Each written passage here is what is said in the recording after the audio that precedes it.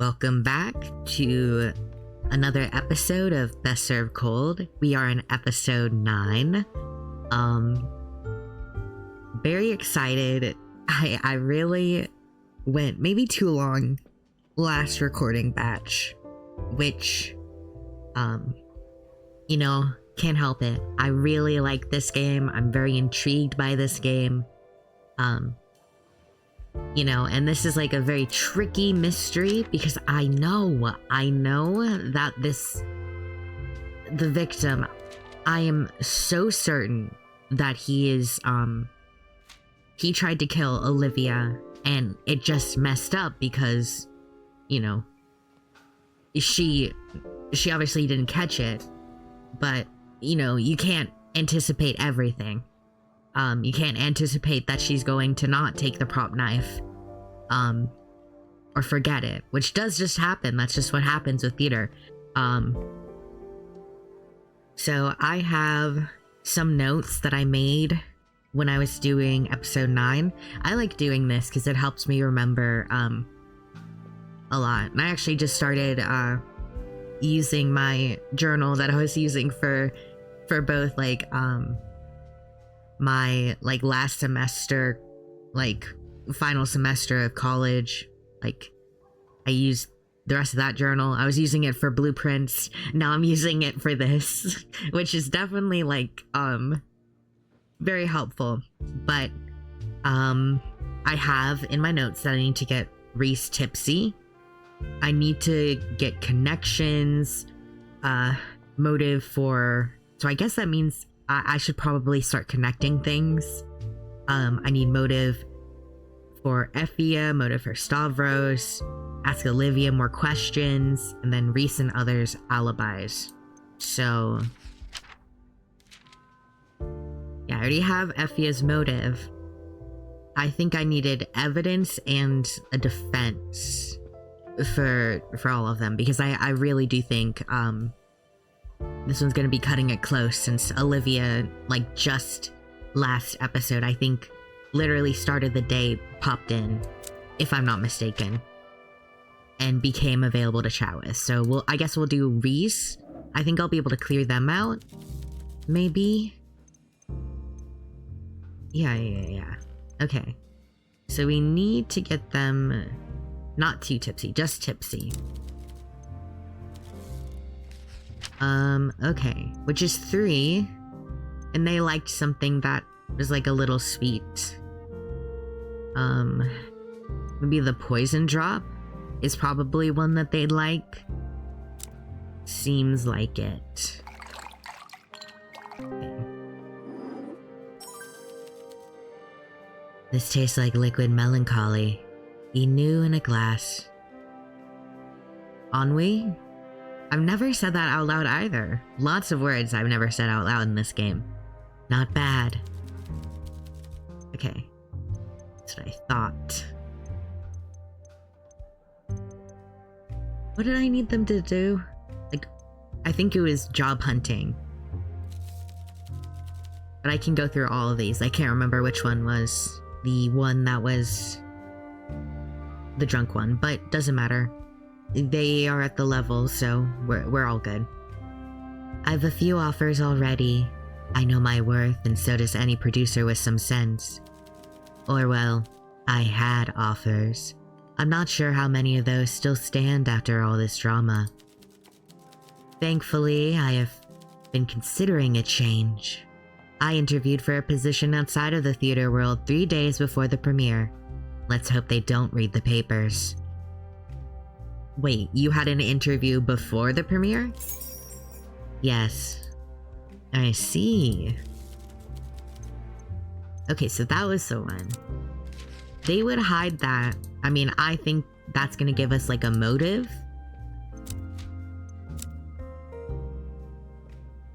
They already know they'd be fired. I don't know. I'll ask them about that. Which new position did you interview for? Just something in film. The local scene is small, but supposedly quite promising. In truth, though, I've been thinking of moving away from the performing arts entirely. Oh, what would you like to do? Something in advertising, perhaps? Model makers are surprisingly in demand in Bukovi. It'd be a lot less cleaning up after entitled divas and a lot more doing my job. Unfortunately, most model makers come with photography skills, or a photography partner at least. I unfortunately possess neither. Well, you could. Hey, you want to be business partners? I mean, there's a lot. Look, they got a thing going on. I know what's going on here. I see the blue in his design. I'm not oblivious. If I ever do meet a talented photographer, or one with the potential to become one, I may yet consider it, for the sake of my own sanity. I think Killian has a bit of— yeah, let's fucking go. I think Killian has a bit of photography experience. Does he now? I may just have to speak to him about that. Not that my hopes are particularly high. Good luck. Any hobbies? Vampires. Vampires. I heard you, but why? I'm a member of a club that discusses and investigates such fascinating and macabre phenomena. Doing so is my hobby, and my current fascination is blood-sucking fiends. Why vampires? Why not? What could be more fascinating than pale creatures of the night, skulking around after midnight, stalking helpless, wayfish maidens and feckless young men who cannot fathom the depths of a deathless creature's remorseful but passionate despair? Huh?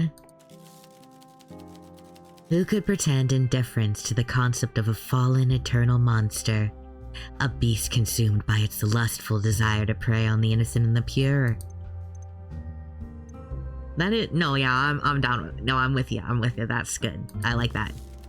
I am glad you agree. Not everyone in Bukovi shares our fascination with tales and stories, true or otherwise, of macabre beasts and dark deeds by moonlight.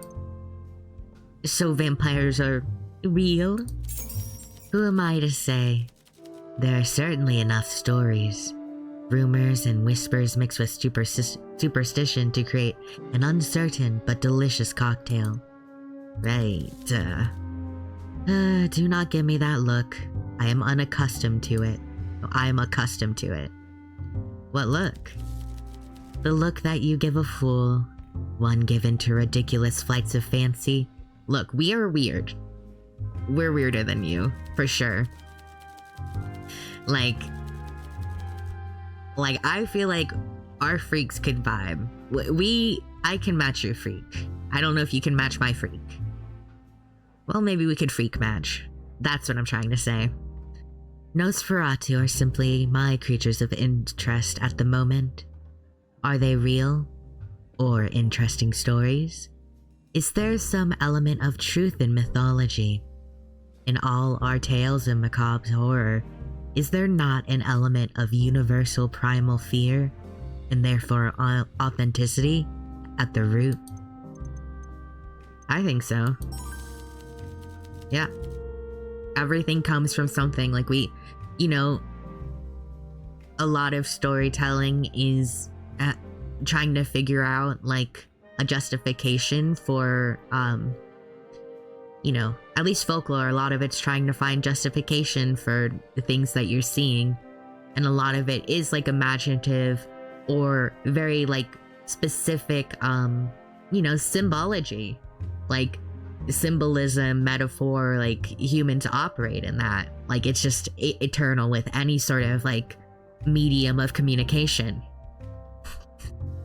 You don't have to have literal vampires to have it like be representative of something else, you know? When we read stories, especially tales of horror, we create new memories, but memories of things which did not happen. How dull would our lives be if the only memories we had were of things we had seen, people we had met, and places we had been? Stories let us go beyond ourselves, to remember the lives of others, real and imagined, and to bask in their experiences. And right now, the experiences I want to read about are vampires. I hope I have made some kind of sense to you. No, I get it. I get it. Yes, I think you do. Okay. I want to ask you, why were you leaving? That about sums it up, yes. Okay, well there they go. Maybe I ask, Lawrence Sullivan IV. Hey. I just start showing him stuff. Sorry. I know I have to do the game, I just want to bother him.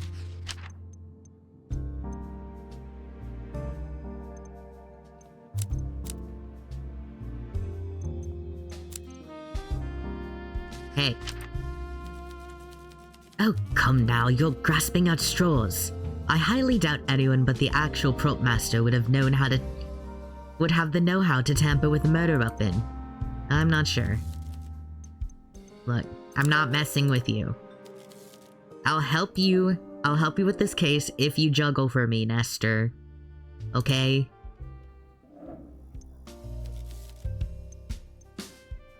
I think he's my new Blorbo. Hey, Killian. Nah, he's silly with it. He's silly with it, and all he does is just sit around and look pretty. That's good for him.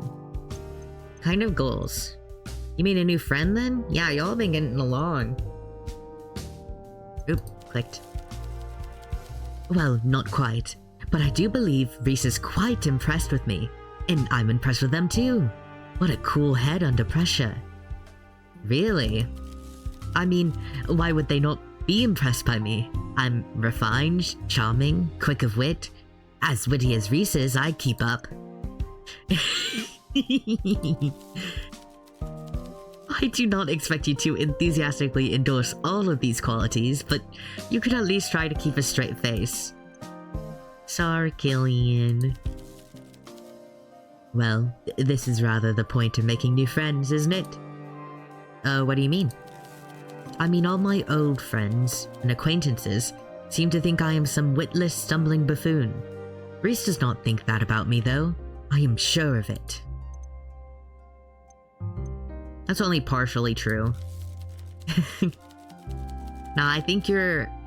Like, the more I get to, like, know about you, I just feel like... You just need to get out there, buddy. But I think you're funny. You're funny, and that's like... That is, to me, like, out of these characters, funny and harmless is kind of like... one of the best things you can be, and that... Hey, you are that, Killian. Some people have killed people. And you're just silly with it. I'm to make new friends. Perhaps I get to know a new Killian. I believe every new person you meet creates a new version of you. A new version that they carry in their heads and hearts. And maybe that new Killian is a better Killian.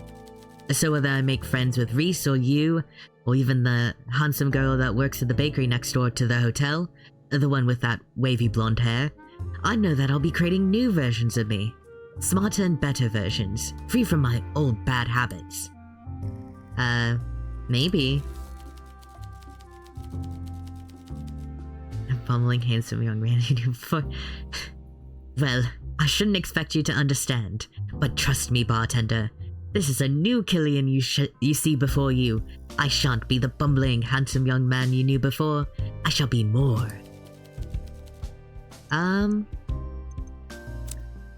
I mean, I get it. I'm only coming in from, like, a perspective of, like, it's very hard to, you know, to know people and be kind of, trapped by their perception of you, a you that no longer exists, and wanting to, like, make new connections to kind of straighten that out, give yourself an opportunity to be respected. I do understand that. That's not understandable to me. But there's no problem with you. You're just silly with it. I'll leave you for right now, though. He's gonna be our bestie soon. Ah, finally. I thought I'd sit here an eon. Let's get you. You do like me enough, so... Oh, he's already drunk.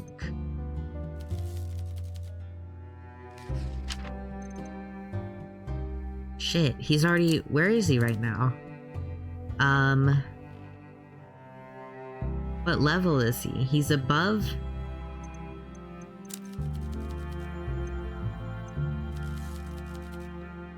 Did I already feed you?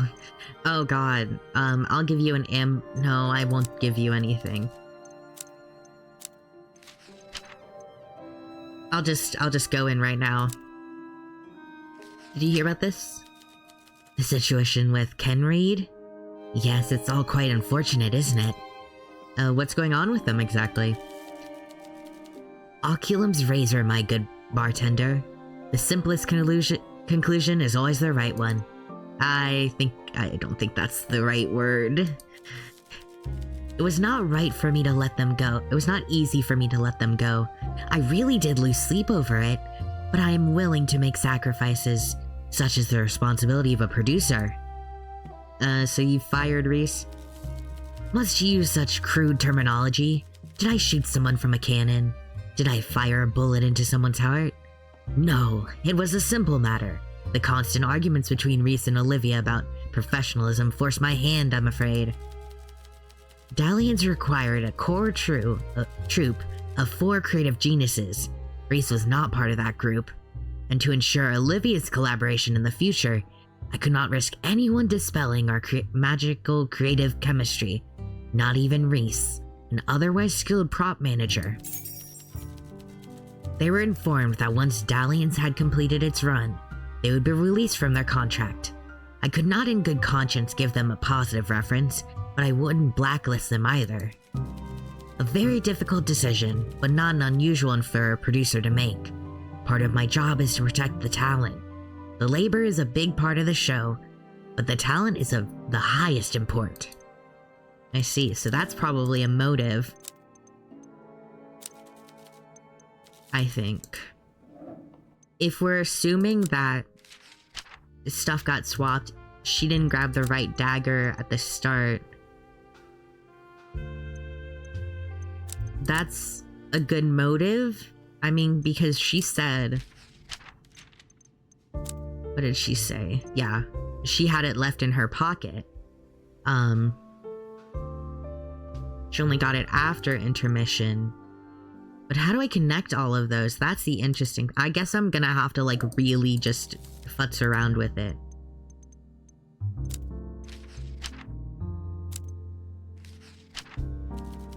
Of course, leave it to men like Lawrence to throw the baby out with the bathwater. A baby that's responsible for the weapon safety on his set, no less. That can't have gone well with Reese. If they didn't have a grudge against Olivia already, they certainly do now. If she had been our victim, this would certainly have pointed to Reese being our culprit. I don't see what it has to do with Stavros. Okay. I do. Oh boy. Yeah, I wonder, I definitely understand why this is not a Hugo case for Hugo. Because Hugo, dude, you'd be definitely struggling. A lot of this is just making sure the connections are correct. It's just sort of... New exit stage left. Hey, how do I... Murder...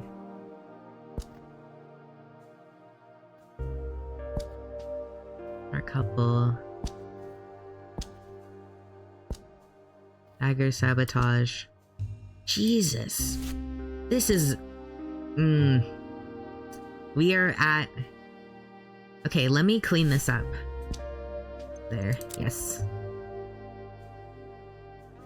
Let's do... Toolsmith. Prompt collector.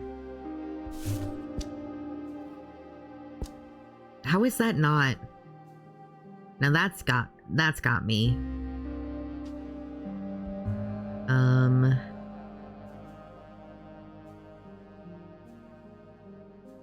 mean, we've got her motive. We don't have her ability to do anything, really.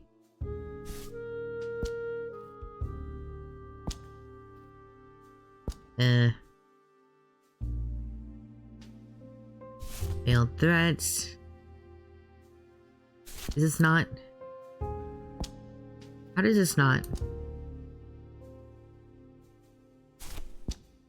I'm gonna connect everything I can. Literally. I'm like, I need to make sure that,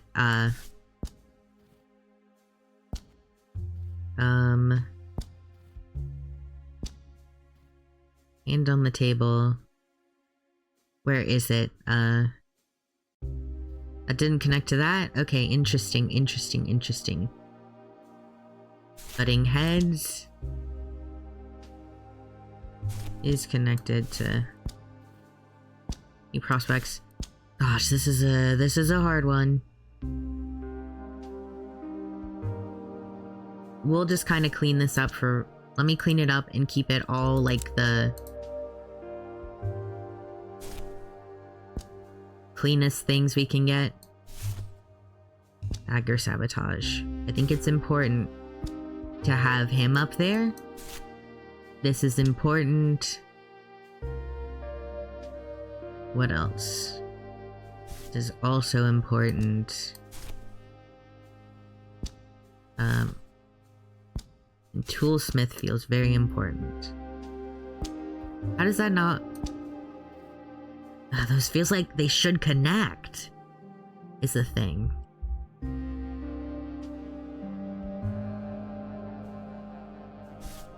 Cutting heads.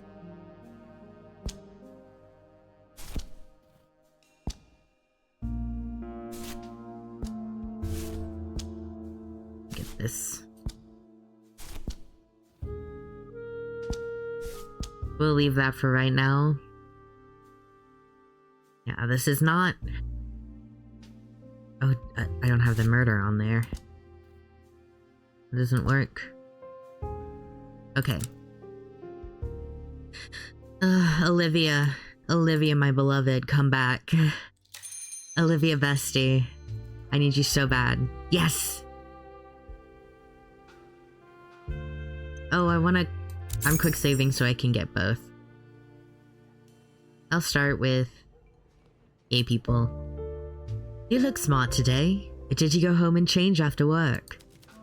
I obviously can hardly come to your fancy speakeasy in my overalls, covered in oil and dirt. I'd be a right scene in here. I didn't know you wore overalls. What color? White. What did you think I wore? A smart three-piece suit like you wear in the bank? I've just never seen any overalls in your apartment. I put them in the laundry and have a bath as soon as I get home. I think I'd like to see you in your pristine white overalls. Flirting? Would ya, huh? They don't stay clean for long. I thought you liked me in this new shirt you got me. Yawn, I don't care what you wear, as long as you're happy. Though a man in uniform is always a fine thing to see. Overalls aren't a uniform. I think anything we wear to work is uniform.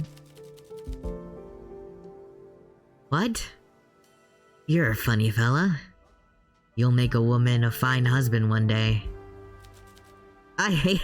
Yeah, I'm like, stop messing with him. I hate it when you say that. But I love teasing you. So you have to live with it. And me. Perhaps. But let me see you in those overalls sometime, okay? Fine, you can do my laundry on Thursday night and see me in them Friday morning. Deal. One day I'll be very good at reading again.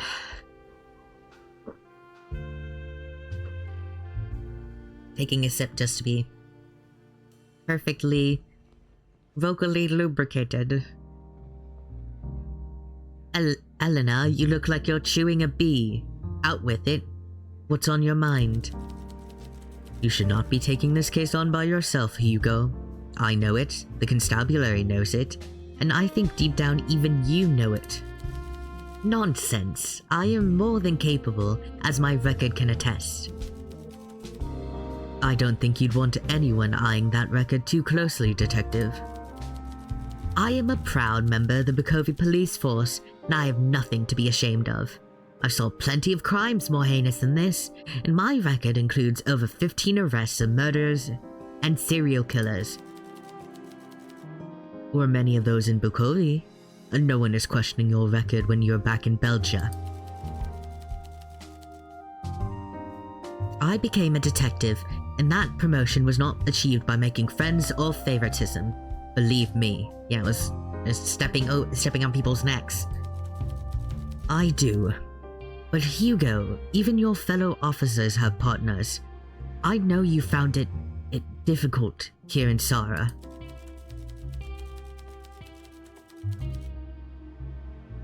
The difficulty has come from many sources, not least the interference of a high-profile, bored meddler who thinks she still has what it takes to investigate at the highest level despite her retirement. You go too far, Detective Mertens. I'm a civilian, a private investigator, and a former member of the constabulary. I deserve a little more respect. Yes you do. I take that back. But why do you aggravate me so? You know there is no one on the force I had to work with, and the feeling is mutual. Where do I turn? Why not enlist a civilian again? Someone smart, savvy, and maybe someone a little better with people. You could focus on the deduction. You've done it before.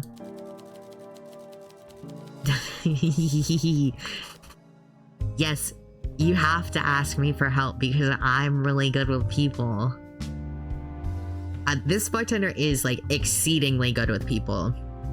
Compared to the previous bartender, who is very like chill, laid back, kind of like lower energy, we are really good at our job.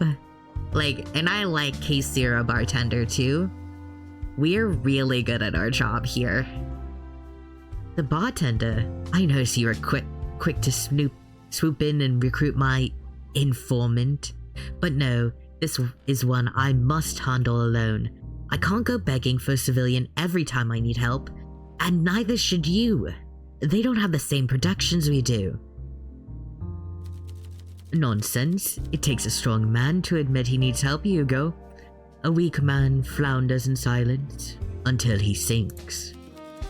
I will choose to construe your words as concern rather than critique. Good. That's what I intend. Still, I must stand on my own 2 feet, and you should keep your nose out of this too, Mrs. Ernest. Enjoy your drink and leave the police work to the police. She's not even drinking anything. She's so locked in. I miss Ilya. Literally, just immediately I'm like, come back. We got Olivia. I need my fave girls. My girls with the information. The hot goss girls. Evening, bartender. Good evening, Olivia. What a sanctuary this is. The media circus has been exhausting. I am so glad to relax here with a drink. What sort of drinks do you like? Usual's off. Oh, bartender, you shouldn't have. What do you mean? Why, I'm honored you named a drink after me. I'll have that one if you don't mind. You're welcome. I love her. I know what she means, the drama queen. A cure for a parched throat? I'd love one. Make it strong, please. That is pretty strong.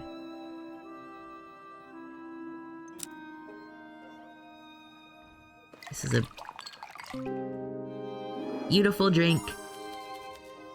Perfection. This is surely mixed by the goddess herself. What a sanctuary this is. Okay. Are you okay? Why, yes, darling. Of course it was upsetting, but I've been through a lot. You don't get to where I am in life without seeing a drop of blood spilled here or there. This wasn't a drop of blood, Olivia. No, it wasn't, but what do they expect me to do? What do you expect me to do? I stabbed a man on stage. Do you begrudge me a drink? Do people think I should don black and abandon my career, my friends, my life? Olivia shudders. Her eyes are glassy, but with a steady breath she smiles. It's a smile she has likely worn like armor all her life. Sometimes we see things we think are beyond what we can bear. We think there's a limit to the horrors we can endure. But darling, if life has taught me one thing, it's this. We endure. I don't want to think about what happened to Stavros. I have not yet begun to accept this loss. But accept it I shall. In time, I will move on. I will endure. But until then, let me drink and dance and share time with friends and friendly strangers. Tears can wait. They're going nowhere, and neither am I. Oh, poor Olivia. Oh gosh. I don't think it's gonna help her to know that someone was actually trying to kill her. But I think that is like the, I think that's the case, you know?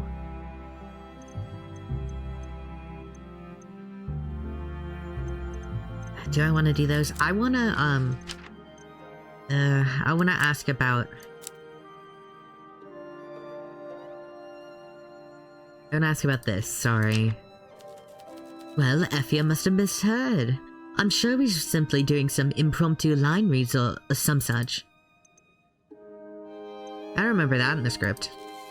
Must you really pull at every loose thread? Fine, yes, I suppose he may have said something along those lines. Honestly, he said rather a lot of ghastly things. He was often in a mood, and he never passed up the chance to make it someone else's problem. Usually mine. Happy now? Don't think I enjoy speaking ill of the dead.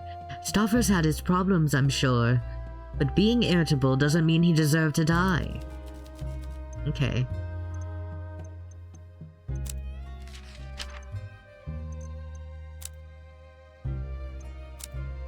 I think... about this? Stavros, our saboteur? Don't make me laugh.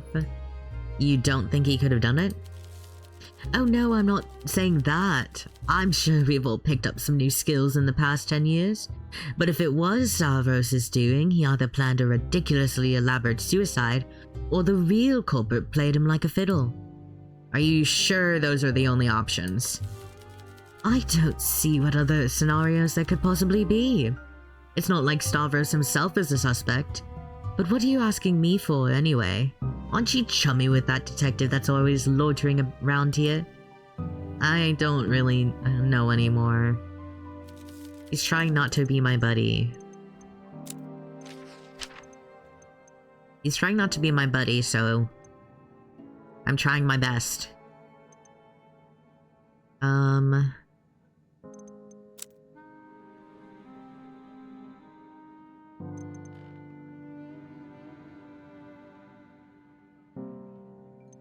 Let's just continue with the regular questions. What will happen with the show? I'm not sure, darling. Will audiences want to come out and see me play Penelope when the media circus has died down? If they don't want to see me perform in Dalliance, or anything else for that matter, then I'll be disappointed. But I will understand.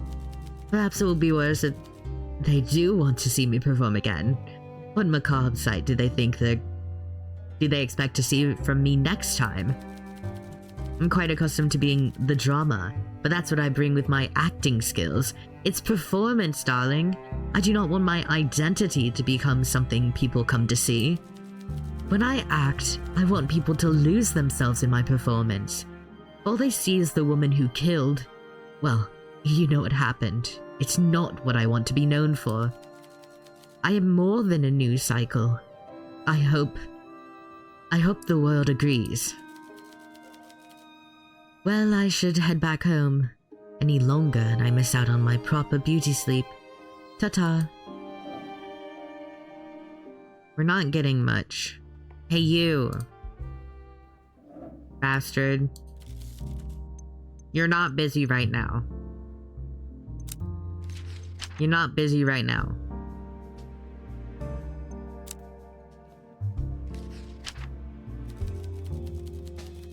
I warned you about investigating on your own. Stop wasting both our time with this pointless tittle-tattle. Sorry.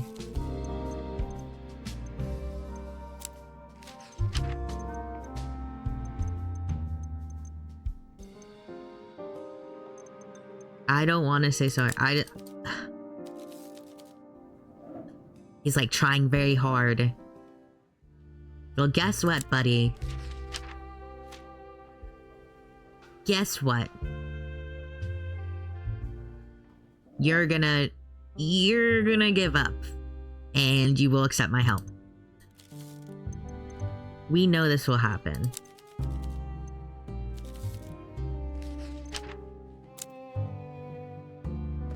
I don't think he did it either. I really don't.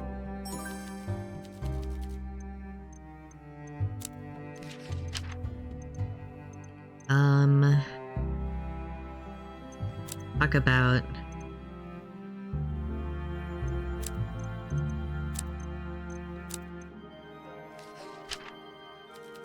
She did she?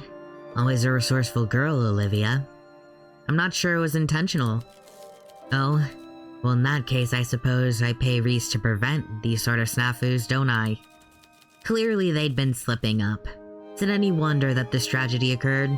It's so hard to find decent staff these days. Do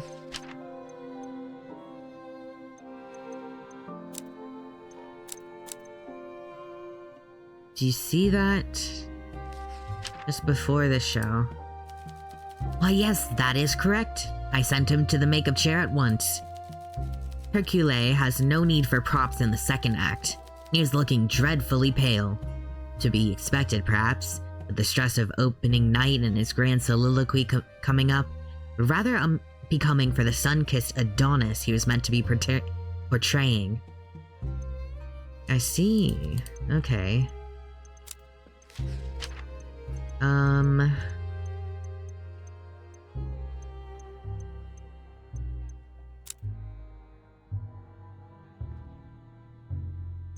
What about this? Tell me more about the fight?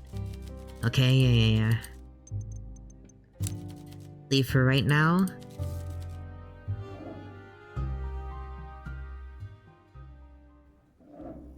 Okay. Let's give you your drink. I need to feed you, Killian. This is like fostering a kitten. That's how I feel about him. I feel like I'm drip feeding him milk. Here you go. Here you go. You're safe. You're safe, my precious boy. Do you know this? What an absolute scoundrel, tossing Reese out in the street like that. Does he have any idea how hard it is for a young person to find gainful employment these days? I suppose the two of us are on the same boat then. Perhaps we can go together. Lucky for Reese, I have a lot of experience with unemployment. I can offer up my wisdom. I love him. Gosh. All you do is come into my bar and feel pathetic. Here I am again. Okay. I'll see what I can ask them about. I'm gonna ask about... I wonder if they gave me that. Oh, it says I should be checking that.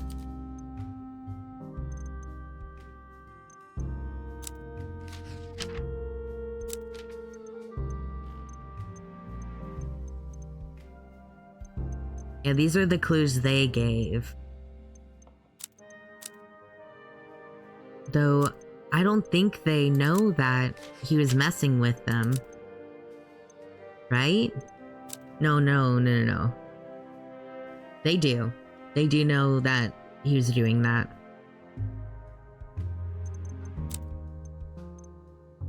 I'll do this. This actually might be useful info. I'm sure someone might consider her behavior to be quirky rather than unprofessional. Perhaps someone who doesn't have to work with her daily. Care to elaborate? As I said, the show must go on, and that means accounting for Olivia's inability to keep track of the props she is provided.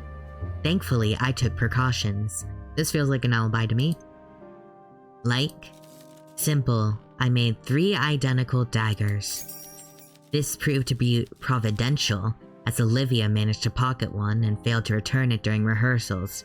She ended up taking it home before returning it the next day. The night of the premiere, when I noticed she did not pick up a dagger before heading to the stage, I was about to stop her. She might ruin the scene by trying to perform without the prop. Her light fingers proved to be a boon in the end, as one of the daggers was left in the pocket of her dress. This also seems like it clears her. Why would she not? Why would she use... I don't know. I don't understand. But like, why would she do that? You know, why would... Well, at least for me, Reese, I feel like this feels like a defense for Reese, you know? It must have been very chaotic working with her. Yes, not a problem I will have in the future, it seems. I see.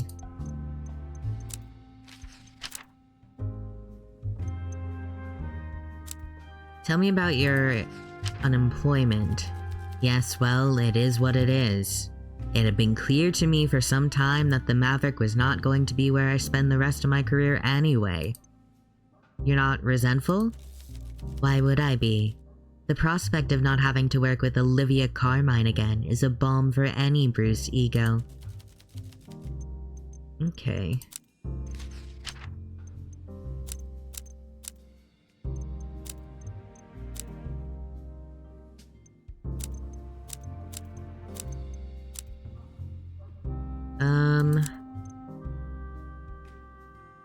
Did you know this?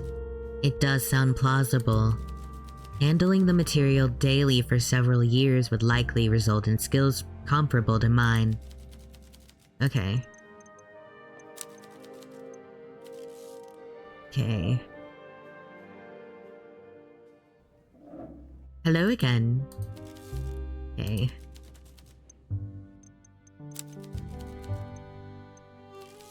I'm not sure how much I can get out of him.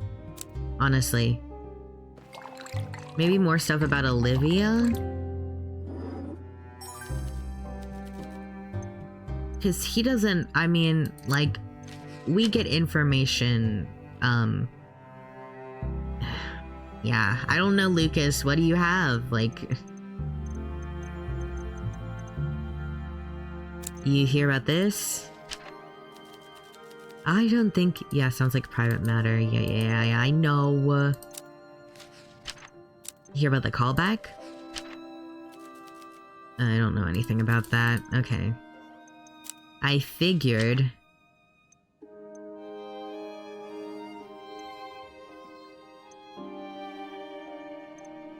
I'm leaving you for a second.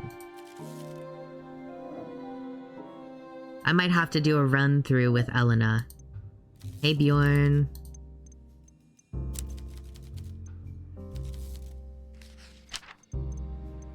Let's get you your evening prayer. Okay. That is your toolsmith. You're not wrong. Considering the work he did, a simple mechanism like that would have been easy for Stavros to alter. Not sure I feel too good. I'm not sure I feel too good about with what you're implying, though. Okay.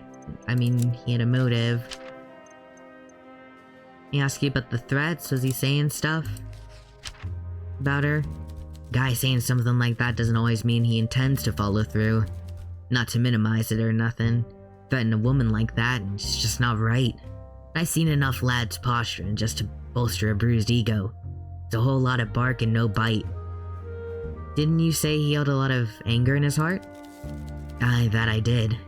You think he was actually planning to hurt her? It's possible. Like, it's definitely possible. Like, I feel that is a strong possibility.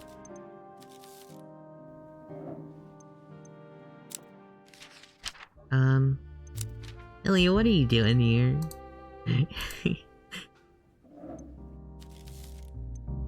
Okay. Well, here's one. So there are multiple copies of the dagger. Not all that surprising, I suppose. It's the prop master's job to ensure the production wouldn't be hampered by one lost or broken prop after all. Miss Carmine taking them home, though. Now that is a point of interest. I have no trouble imagining it's just carelessness on her part. But what if it wasn't? Could she have had ulterior motives?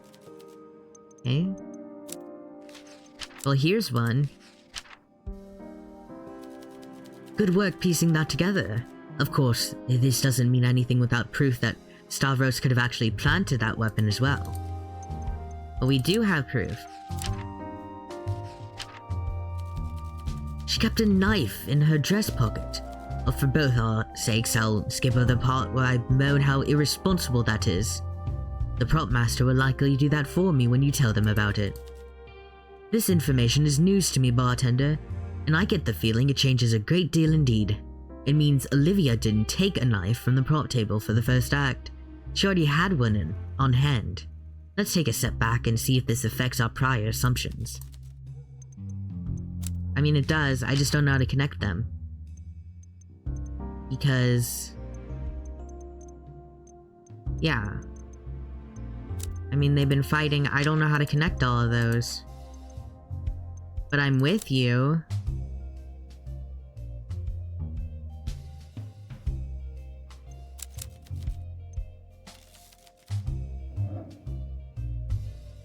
I just don't know. I guess I just have to ride it. I have to ride this case. I have to just live through it.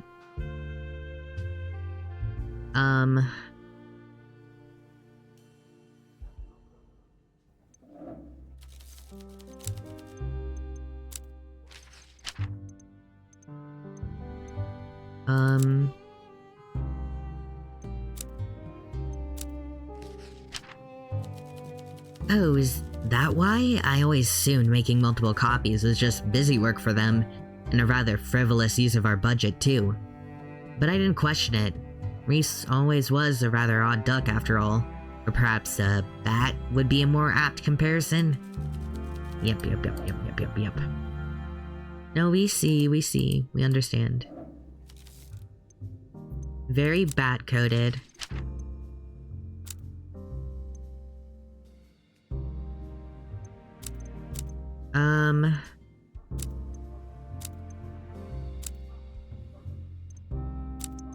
So who would she know that could really tinker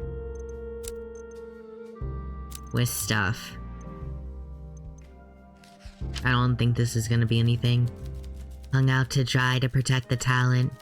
Where have I heard that before? And I thought Stavros was a good egg. Or at least a surprisingly class-conscious egg. Just goes to show, you can never trust someone to do the right thing in this industry when actors and their egos are involved. Sometimes I think I should have become an accountant. Or an undertaker. You'd be good at that. You'd love it too. I'll ask about... I mean, you know Olivia. Perhaps I'm a bit slow in the uptake. Okay, I thought maybe you would know. Toolsmith. You know anyone who could do that? Aha! See, this is why you should come straight to me with these kind of inquiries. I was on the front row of that spectacle, and I can tell you right now, you have been duped, bartender. Oh, you know more? Whoever claims Stavros was killed with a stage prop is obviously trying to frame the prop master. It was a real knife, all right. I saw it. You're absolutely certain? Of course. I have hands-on experience as a thespian, you know. I did a little amateur theater when I was 7, mostly because it was fun to dress up, and it let me spend time with a girl I liked. Anyway, what I'm saying is, I've held a stage prop before, and there's no way you could kill a man with papier mâché like that. Why are you saying it like that? This one was real metal. I saw it up close. I think the prop daggers were metal. Really? But that's foolish. Someone could get hurt. Hey, take it up, Reese. You almost got me. I almost thought you had something.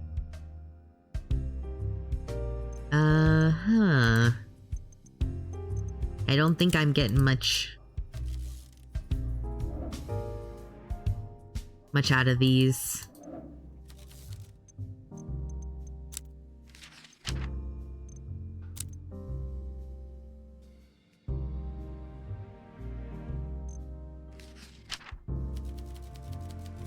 Gossip, yep. Yeah, I don't think there's I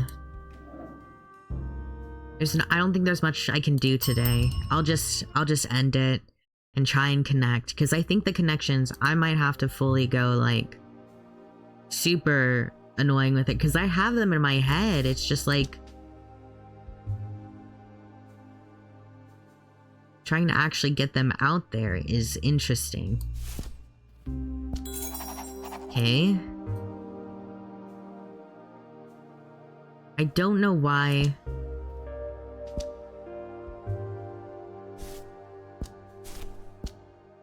But why?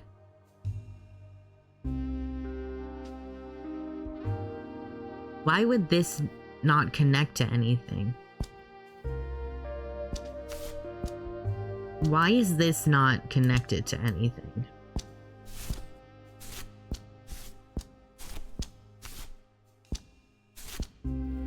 Because it feels like he might be like an actual suspect, but how do I get...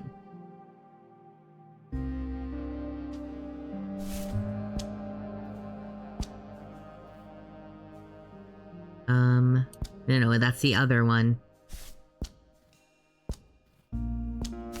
Where is it?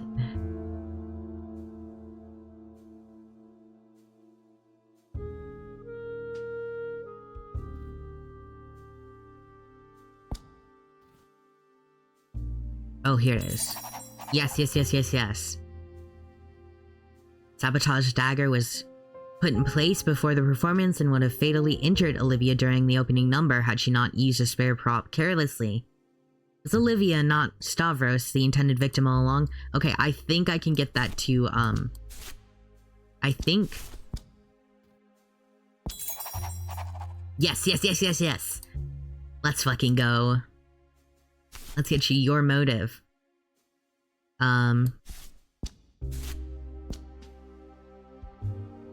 Yeah, because you... Where's the blacklisting?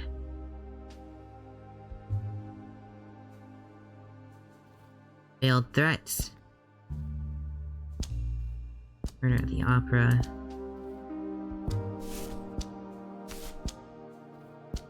I think that's good. Failed threats. And on a motive?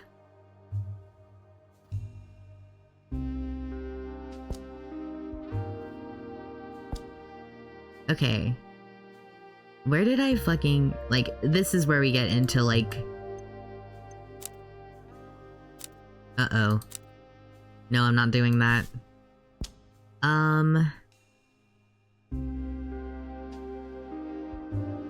Yeah. Okay, we'll just go with this. If she wants to know about it... I think we should start there. And then that might allow us to kind of clean up some things.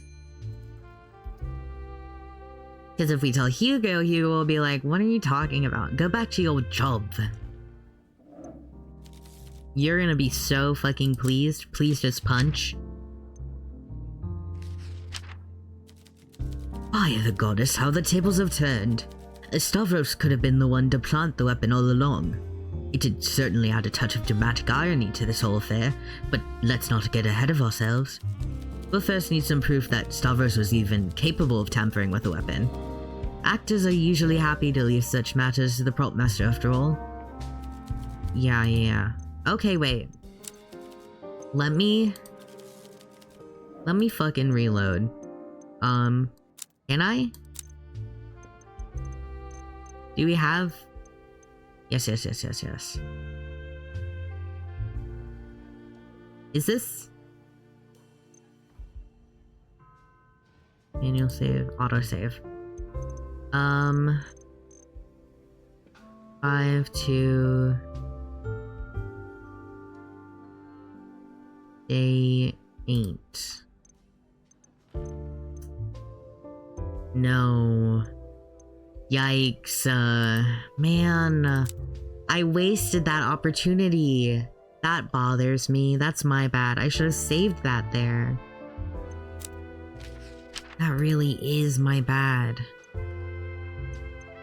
Maybe? Maybe I'm lucky? Didn't count? No. Maybe there's a quick save that's nice to me?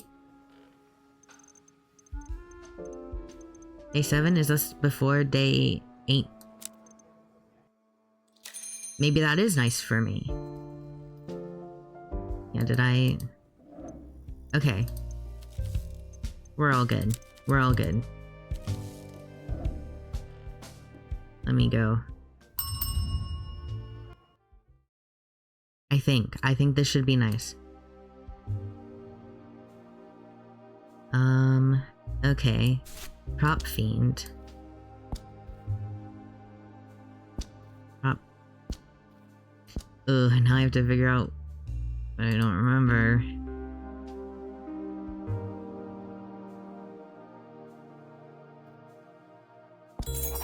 Yep. That's a sabotage. We got that. And I think... But also... What was it?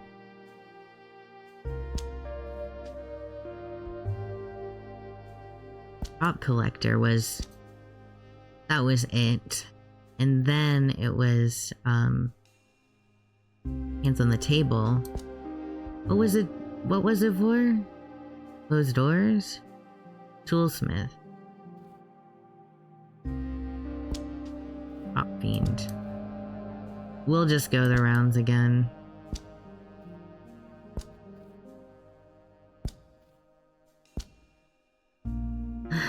Okay, as I... Oh yeah. There we go.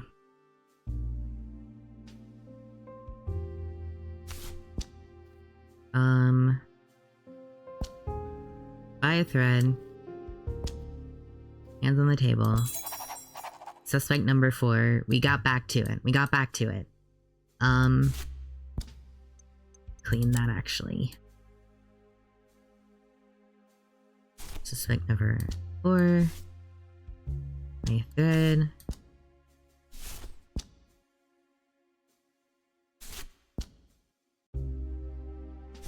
Dagger, sabotage. I want to get everything I can, honestly. Collector. Toolsmith would be the ability. Suicide by proxy.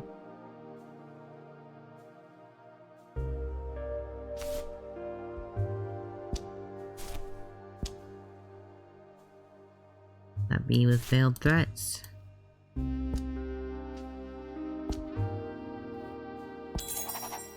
Self-defense. Could she have done that? Okay. We're literally just throwing things at the wall to see if they stick.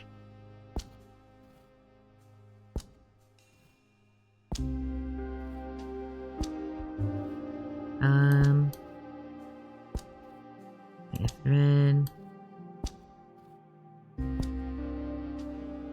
Playing by his own weapon. There, you did that.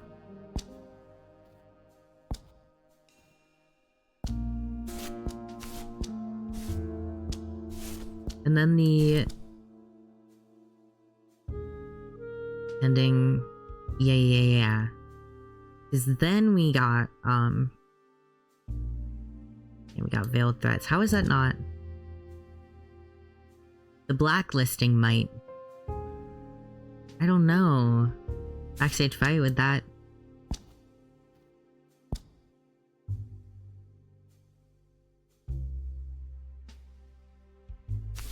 Our couple be? Need a motive.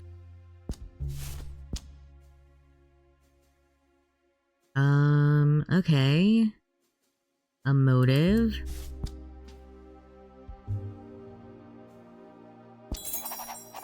Okay. Was Reese aiming to kill Olivia, perpetual thorn on their side? Okay, yeah, that, now we got their motive.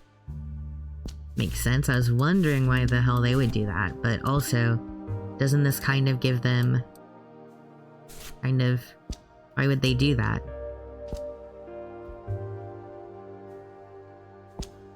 Why would they do that? Have a backup and have it not be.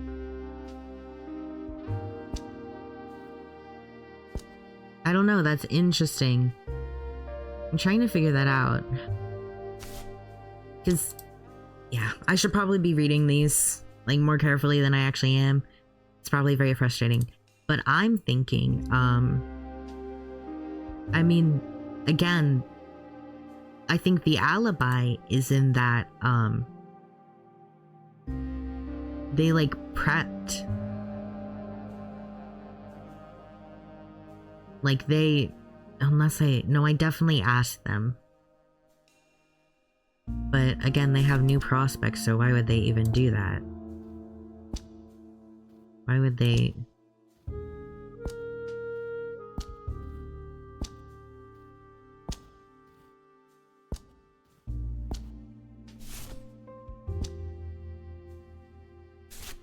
Yeah, they did. That's not important.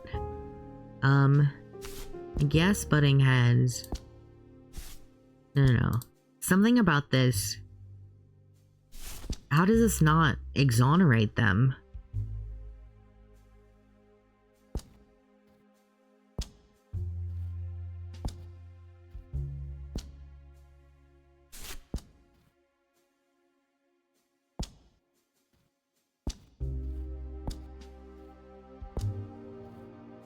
Okay, and we don't have any way for Effia to have done that. I think... Oh gosh, this one's a lot.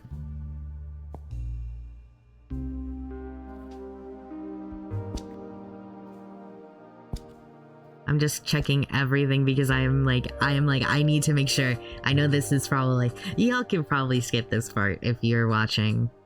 I think it's more likely that,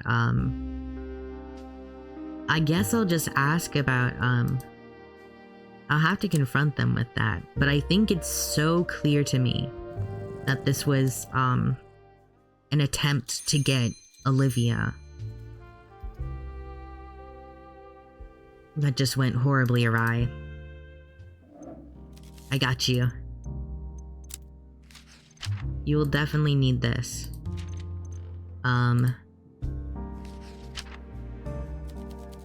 Goodness, the plot thickens. If Stavros was indeed the one that planted the weapon, that would mean a would-be murderer became the victim of his own scheme, harming nobody but himself. It probably did traumatize a few people. Sure, but no innocent person died. Although I do realize I may be the first to ever call Miss Carmine innocent. Which does raise a question. Why did he wish to harm her? I'm certain they had history together. We just need to find a motive. Aye aye. Oh yeah. Shit. Once again, I fucking... This is incredible. It's actually really funny how I keep doing this. I'm like... You keep telling me this and I'm like, oh god, I just realized why. We are going back. We are going back to the fucking thing. No, I'll just wait. Let me reload. It's fine. I think that's the right one. No. No, I don't have it all. I messed it up again. You have my quick saves going crazy. Load. Now let's go. 28 is probably fine.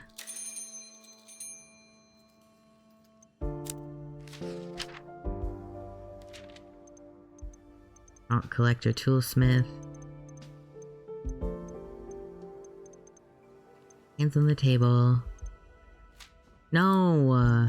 But I am such a little dingus.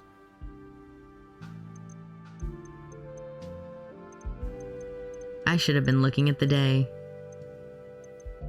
I surely should have been looking at the day. I'm sure this one's fine. It's a reminder to always make your own saves.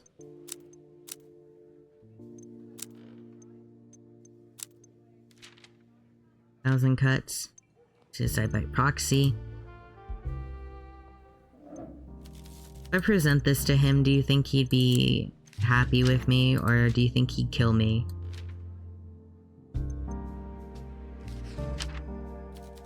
Okay, let me write down what she said again, because I'm pretty sure. Because I think the...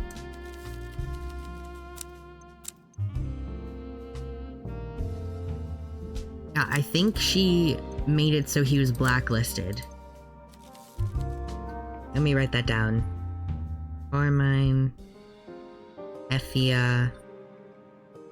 Connection... Blacklisting. I think that makes sense. Let's get into it. Evening, bartender. Good evening. I'll ask you your normal questions and then I'll get to it. Yeah, I think it's kind of like... It's clear to me now, like, it's just kind of figuring out the connections. For the future, I might need to be way more, patient about reading every single one of these clues, as opposed to going off the visual and the names. Okay, looking back, you've had quite a varied career, Olivia. I have, haven't I? And now I've loosened up a bit. Loosen up a little, I can tell you about it. You know, I've learned a valuable lesson from each career path I've followed. I'll share my lessons if you like, but perhaps just one. I don't believe in spilling all my secrets, you know. So tell me, darling, which lesson do you want to know more about? What I learned from acting in the opera, singing in the church choir, or my radio show? Opera. Life is a show, darling. We all have 3 masks we wear, but those who perform on stage have a 4th. What are the masks? We have 1 mask we wear when out in the world, at a store, in church, on the stagecoach, at the market, our public face, respectable and obedient. Our 2nd mask is the personality we wear with our family. We slip that mask back on every time we go home for family dinner, when our mother calls us on the telephony machine, or when we meet our surly aunt at the post office. That's a mask we often think we no longer wear, but we find ourselves falling into our old ways when amongst our closest family.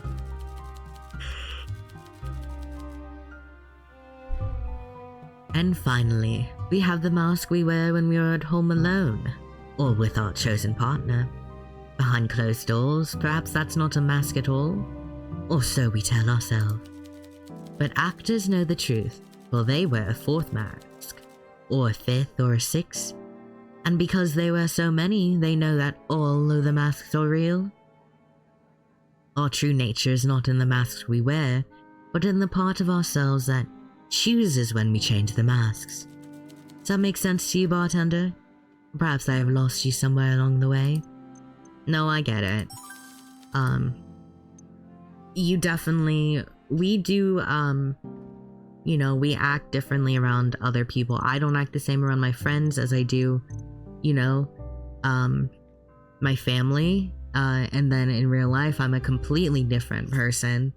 You know, if you see me out the grocery store, you'll be like, what is that creature? And I won't say much because I don't talk much. How's your call-in show going? On hiatus, I'm afraid. My call-in show was about people sharing the drama.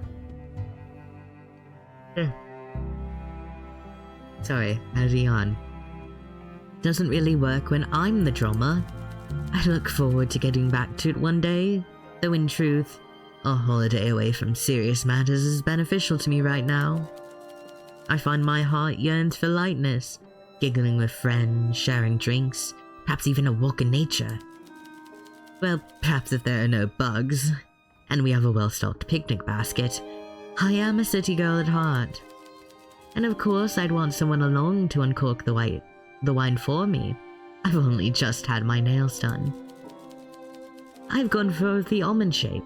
The regular stiletto style I normally choose seems ill-advised right now. What am I waffling about? Darling, you really know how to get me talking. I suppose the lack of my radio show really has left me with rather too much to say and no one to say it to. You're awesome. So, I want to ask about this. Closed doors. Blacklisted. I didn't keep up with Stavros' career enough to notice his absence from the stage, but now that you mention it, you think it's possible? Oh yes, it most certainly is. The theatre industry in Bukovi is a grand and bustling one, all right, but everyone knows it's the movers and shakers at the very center that hold the real power. Another big yeah, sorry. Ooh. Once your reputation is tarnished in their eyes, yes, it could very well be the end. What could have caused it? I haven't the foggiest, darling, but I'll tell you this. Controversy tends to slide off handsome young men like water off a duck's back. Whatever he did raise enough of a stir to have actual consequences, well, let's just say he likely deserved it. So, what about this? Effia tried to murder Stavros. Darling, what are you on about? Doesn't it make sense? Perhaps if you know nothing of the people involved, you might think this mad theory holds water. But as someone who considers herself to be very close to Effia despite her sometimes cold attitude, I'm offended on her behalf. I won't deny Effia held a grudge against Stavros during the production of Crossing. His unwanted advances ground down on her patience and goodwill, and made her feel uncomfortable, unsafe even. She made the right choice and turned to the one person who could protect her. You. Precisely. It must not have been easy. I think she was afraid I'd see her as the reason our relationship failed, not Stavros. Effia slipped an anonymous letter with all the details under my door while I was having my makeup done. It was quite tactful of her to try and inform me in such a fashion, but I'm afraid I've seen her elaborate handwriting far too often. I broke things off with Stavros, informed my producer I was no longer comfortable working with him, decided to move on with my life. Sad to say, there's little I could do for Effia to repay her at the time. She had already moved on to the career as a writer by the time I could get rid of Lawrence. Still, I'll gladly pay that debt by telling you that Effia would never plan an elaborate plot for revenge, even if it might threaten my safety too. That's true. It's a bleak world out there when it comes to troublesome men, and she and I will always keep an eye out for one another, even if we don't do so openly. We're lucky to have each other. Very nice. So that feels like that's... yeah. And if that anonymous tip was the blacklisting, that's motive for sure. Hey, Effia.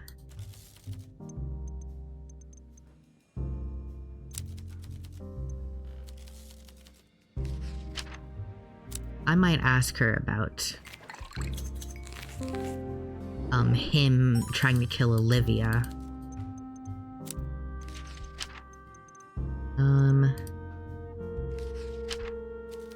You believe Stavros was the one with evil intent all along? But why? Why would he do such a thing? I'm still working on it. Be careful about telling Olivia how close a call she had. I wouldn't want you to upset her. Yeah.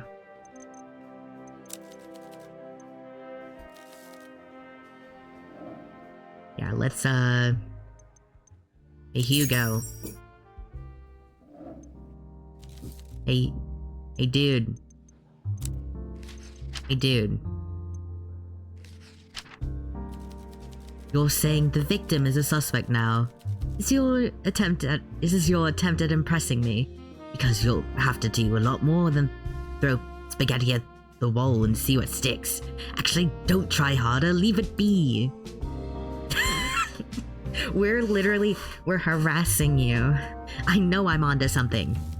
The only thing you're on is a wild goose chase, bartender. If you really can't resist digging, at least keep your wild theories to yourself and stop wasting my time. You don't even get it. We're so good. We are so good.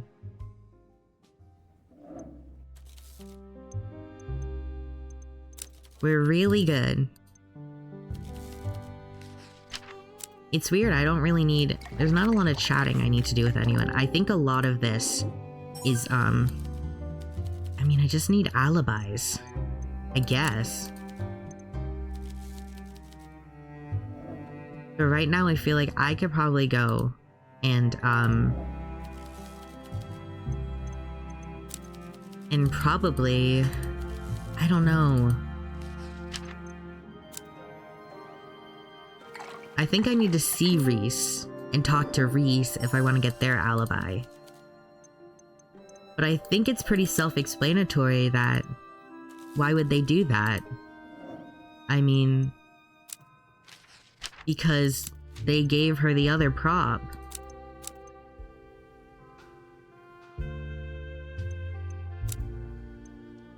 So why would...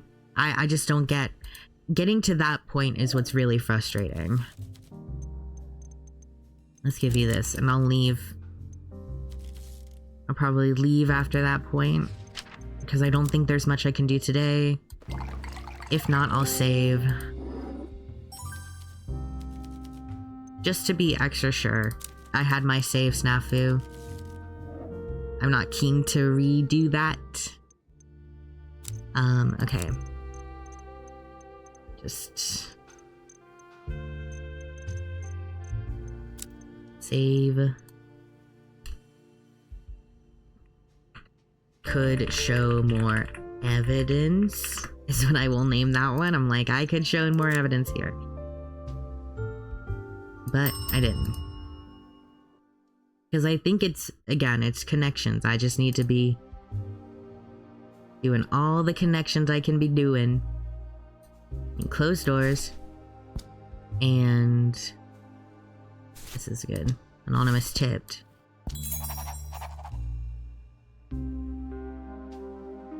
And then we connect that. Seaside by proxy. Prop collecting? What do you mean? Someone tell him, oh shit. Yeah, it's good I came back here because I wouldn't have been able to do anything anyway. But I need to check with Lawrence. Because I think he might have said in the callback. I don't know, he called him back. So stage left. Not important.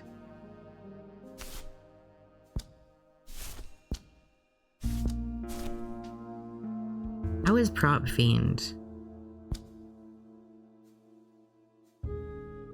That didn't connect, did it, to Prop Collector? Because I would have tried that. Only use that. How does that not... Literally, how does that not connect? Because... I don't know. I'll figure it out.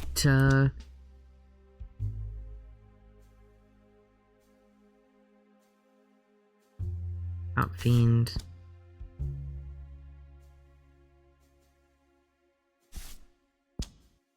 They made 3 identical ones and none are sabotaged. So how does this not connect to...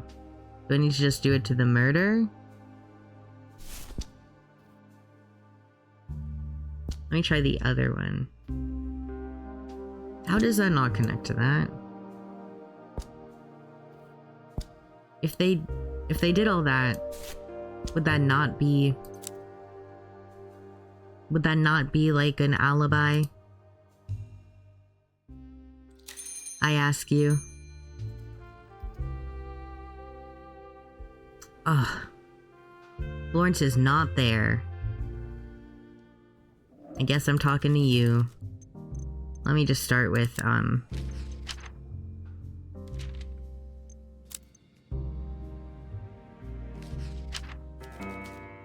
Of course not. That's ridiculous. Okay. No. Okay.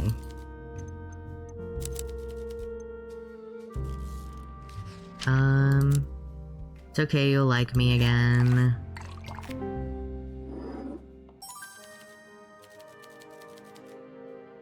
Okay.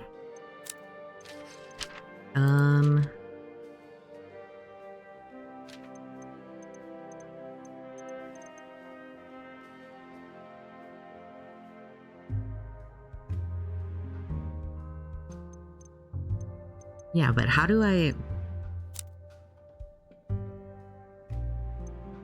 I'm gonna do this. You might give me something. Olivia's life was spared by the grace of her own perpetual negligence. These things are truly sent to us, to try us. Please ensure she never finds out about this. It would only encourage her. Do you believe she could have been the intended victim? With relative ease, I must admit. The list of people she's irritated or offended over the years probably rivals the length of that infernal screenplay.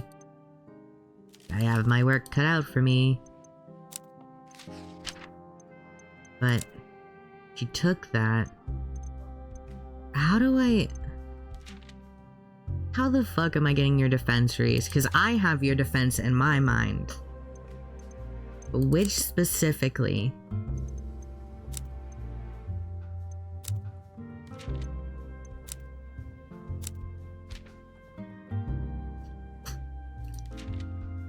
I guess I'll ask if you think she could have actually, sabotaged that. Olivia took the dagger home to sabotage it. That's a very imaginative story. Or perhaps the dagger obtained self-awareness and flew away. That seems just as likely. You don't think it's possible? I'm not the president of Olivia's fan club, but I do not consider her capable of such a macabre act. Cold-blooded murder on the stage in front of hundreds is beyond her. So my answer is this. No, I do not think she sabotaged the blade. As well as lacking the temperament for such an act. She lacks the skill too. While I may not have always enjoyed working with her, These sort of accusations are ones I'd gladly testify against. Not just for her sake, but also to protect the crafted prop masters around the world. I refuse to let the public believe that any spoiled diva could recreate our trade.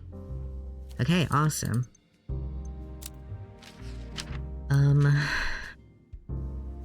Then maybe I should ask. Incredible. I think but then for you, how do I get your alibi? Because I feel like the evidence is that maybe I have to go back to Olivia and present her with that. I think is possible.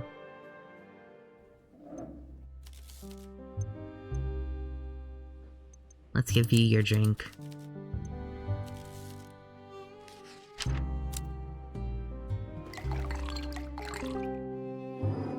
Let's ask you about your stuff. Yeah, I don't want to talk about Stavros with you, but I guess I have to. Heard you and Stavros were an item? The history of Stavros and Olivia? A tale as old as time.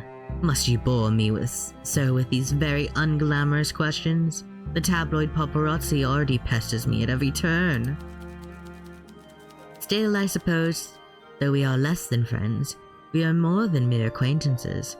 Who knows, perhaps talking will make me feel better. It works for my listeners. Yes, Stavros and I became intimate as our professional careers progressed. I was absolutely enamored with him, and who wouldn't be? He was charming, erudite, and he treated me like I was a goddess. I envisioned a bright future for Olivia and Stavros.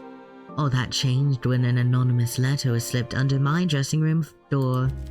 At first, I believed Stavros had perhaps sent me a love letter or a poem, but the handwriting was far too elegant, and when I read it, I realized what he was doing behind my back.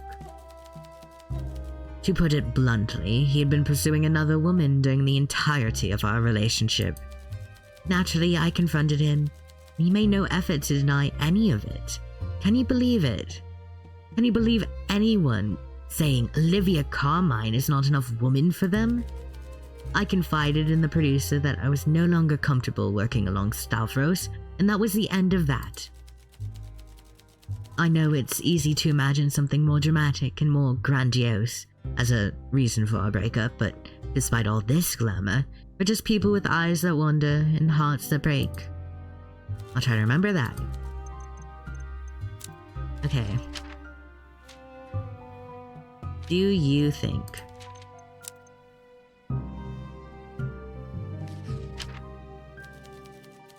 what is this ridiculous flim-flam about Reese trying to kill me?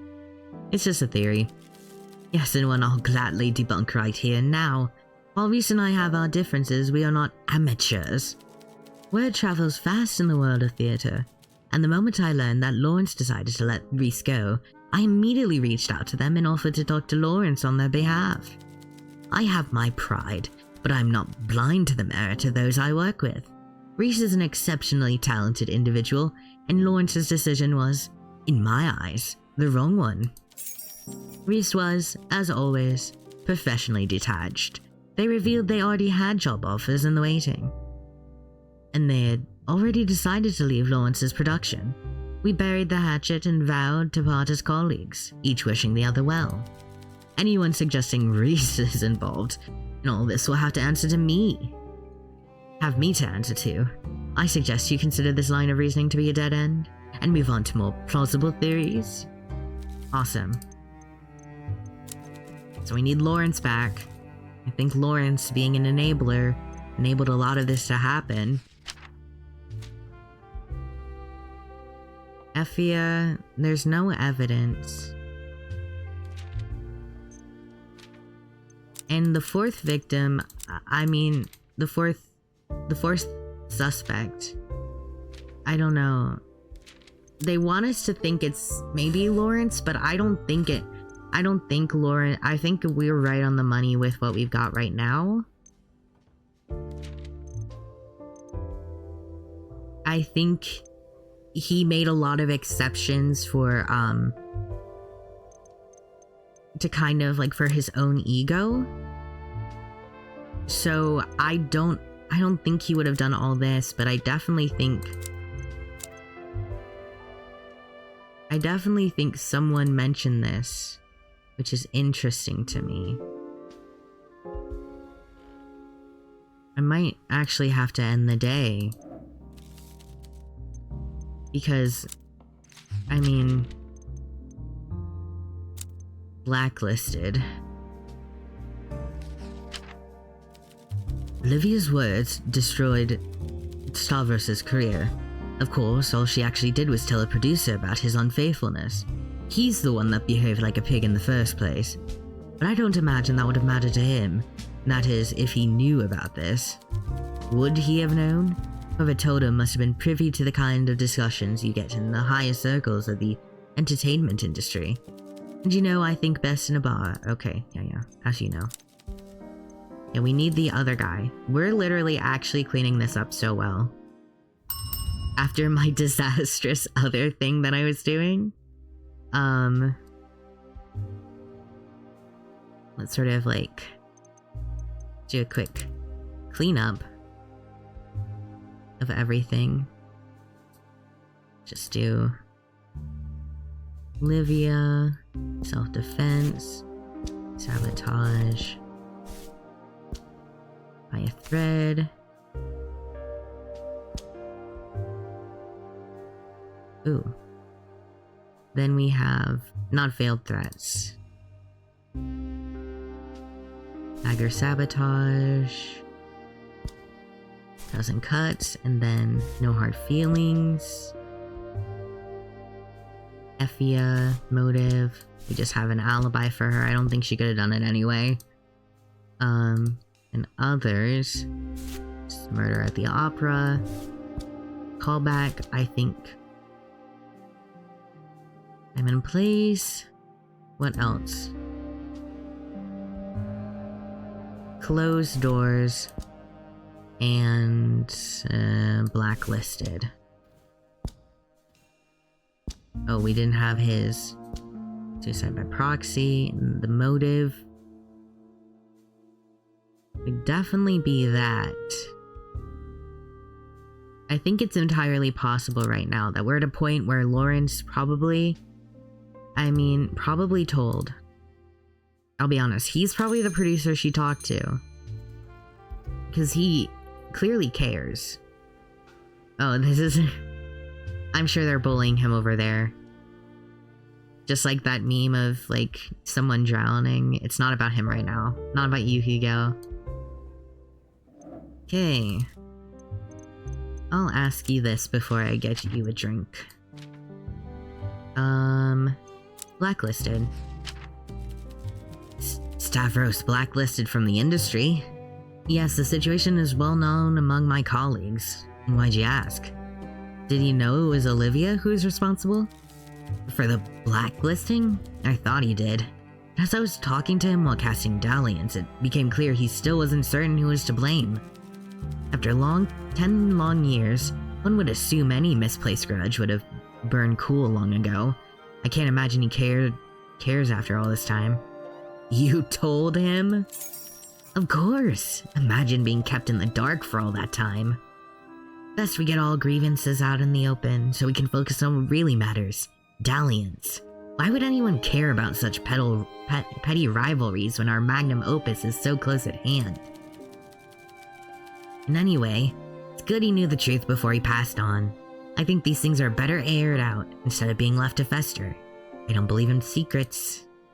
Thanks for that. I actually might, will I miss dialogue if I kind of like...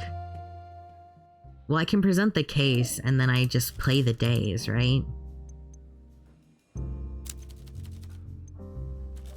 I'll quick save.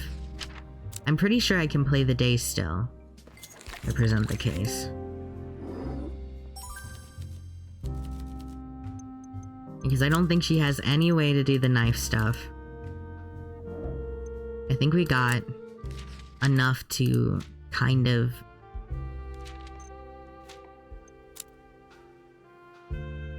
actually qualify him as like the actual suspect.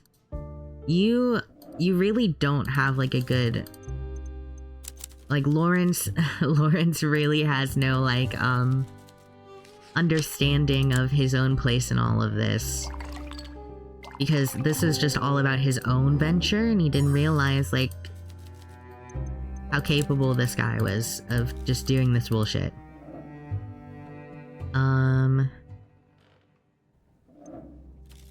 Okay. But that makes sense to me. I know I called it pretty early, but I think getting to the conclusion is the hard part, because, I mean, I just didn't get the vibe that any of these people, I don't know, seems like a right suspect for this. Not telling Olivia that information, it would really bother her. I'm just gonna get her a drink because I love her.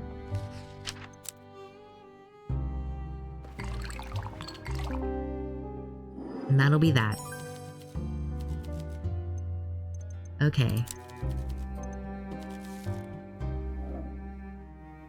I wonder if... Now, let me try, Did I get you a drink? Yes, I did. They almost like me too. Let me do a save, because I don't want to miss any extra evidence. Save before presenting case. And aside from evidence, I also don't want to risk losing any like little tidbits of conversation.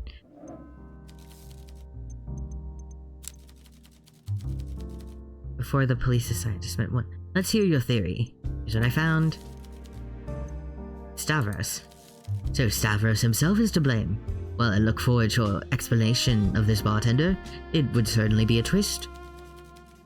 Was the prop dagger switched? If so, how? Stavros sabotaged the knife to kill Olivia.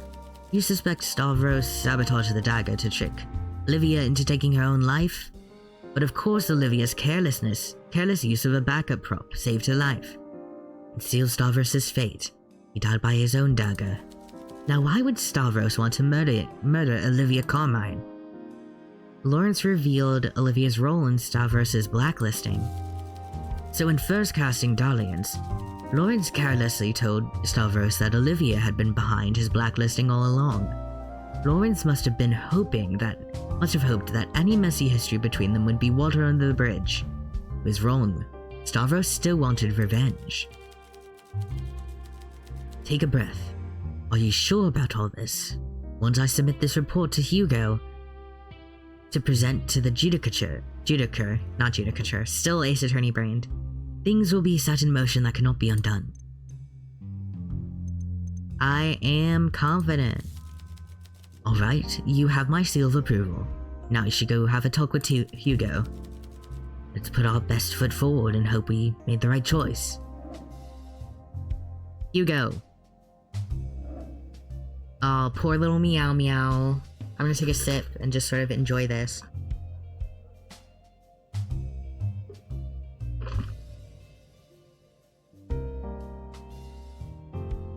Underneath the counter, you clutch the case file you prepared with Elena's help, as Hugo finally manages to lift his head.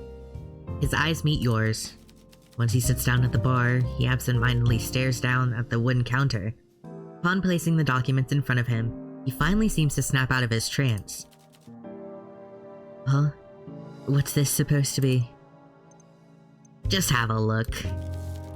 Hugo's dejection lifts a little as he thumbs through the file. For the first time in weeks, he seems to unclench his jaw and sit up straight. This is very helpful. I've not been fair with you, bartender. I'm not sure I deserve this help, or your generosity for that matter. It's okay. Thank you. I was stubborn. I was foolish.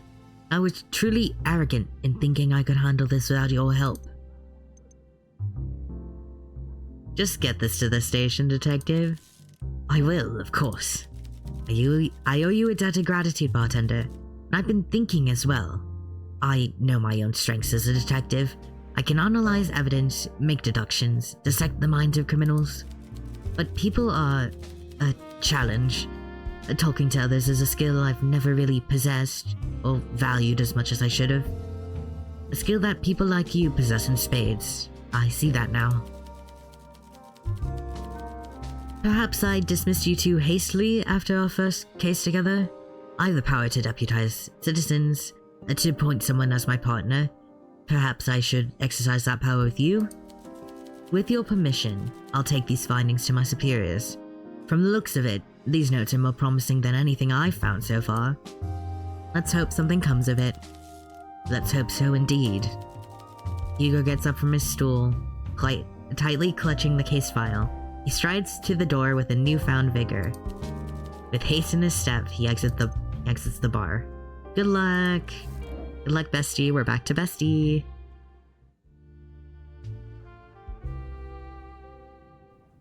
Yeah.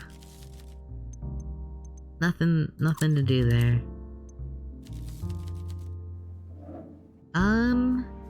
I guess I'll just, like, play this out.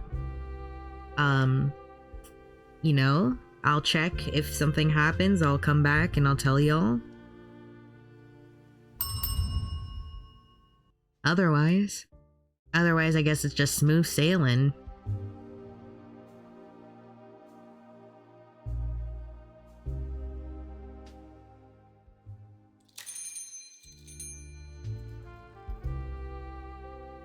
Literally immediately. Literally immediately we have something we can look at least. Effia? Or do you prefer another name now? Effia's fine. What a wild journey we have been on, And not just through this last turbulent week. It's been an experience, alright. But we ended up exactly where we should be, I think. Don't you agree? Well, in the end, I suppose so. But the journey wasn't easy. No, I'm aware of everything you've been through, and I want you to know that I always respected you, Effia. I didn't make choices lightly, but if I had to do it all over again, I can't say I'd do anything different. Nor would I. I respect you too.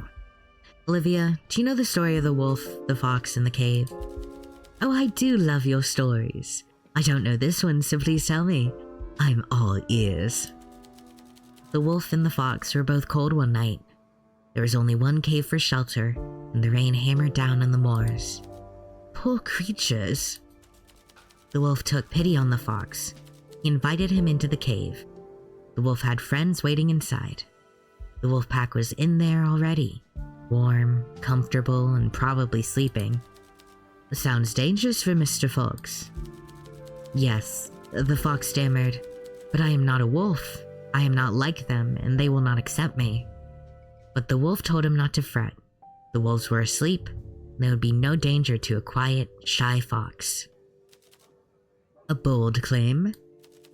So the fox followed him in, as he lay, and he lay amongst the wolves. And just like his new friend said, it was warm and safe, and the pack slept soundly. The wolf smiled, safe in the knowledge that he had saved his friend, and he too drifted off to sleep. Oh, Effia, whatever happens... That was not a fucking line read for that. Hold on, let me take that one again. Oh, Effia, whatever happened next? In the morning, the wolf awoke, and the fox was gone.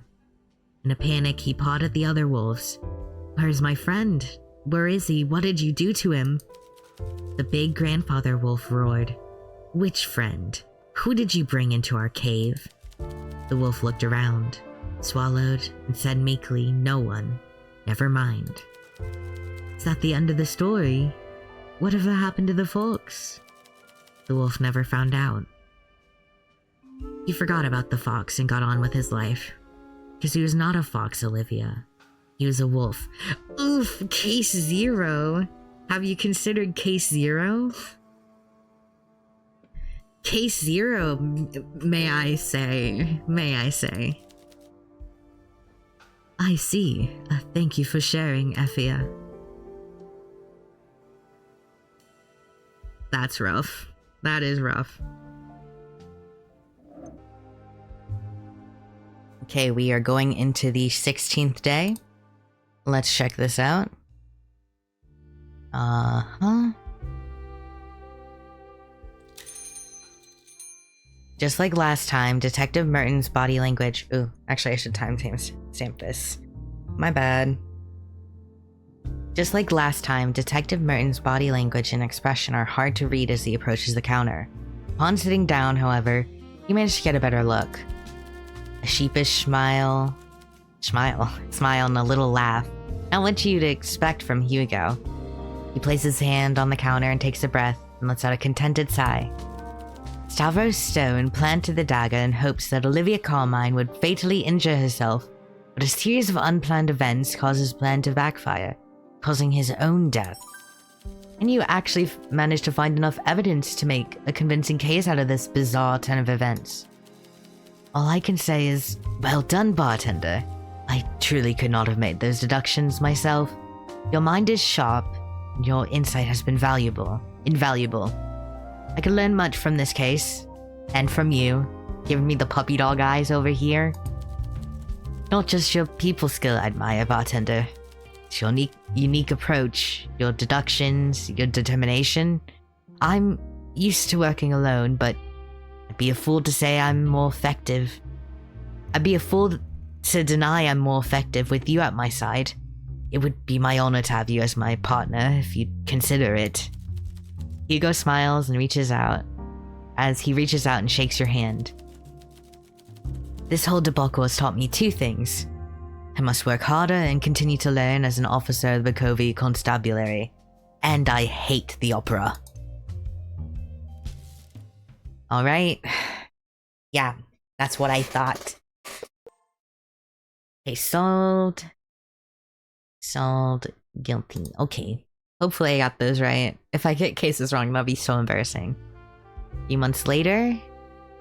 Okay. Oh.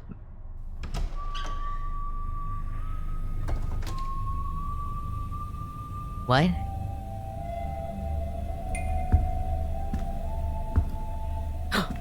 Clara! I've missed you!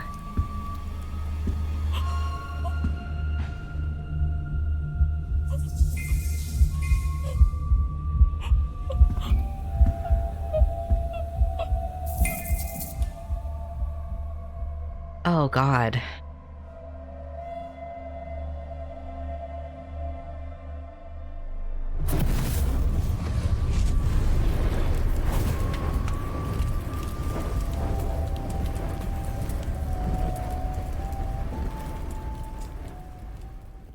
Okay. So there's gloves. The crucible. There's bloody gloves and someone died? There are a lot of people who wear gloves. A visibly frustrated Vincent Fleur enters the bar and sits down with a grumble. In his anger, he slams down the newspaper he was carrying. The whole country has gone to dogs, I tell you. Dead politicians in hotel rooms and burnt bodies at the steel mill. The peaceful sorrow of my youth continues to crumble day by day. This sort of thing never happened back then. How many more of these tragedies must occur before the government comes to its senses and closes the damn borders? Common sense must prevail. Mr. Fleur, what happened? What has happened to my beautiful city? We are doomed to slide further into anarchy as our culture's best kept separate are forced into a damn melting pot. The decency and manners of Saran culture are being diluted, washed away by a wave of crime, depravity, and moral relativism. Whoa, Vincent, calm down.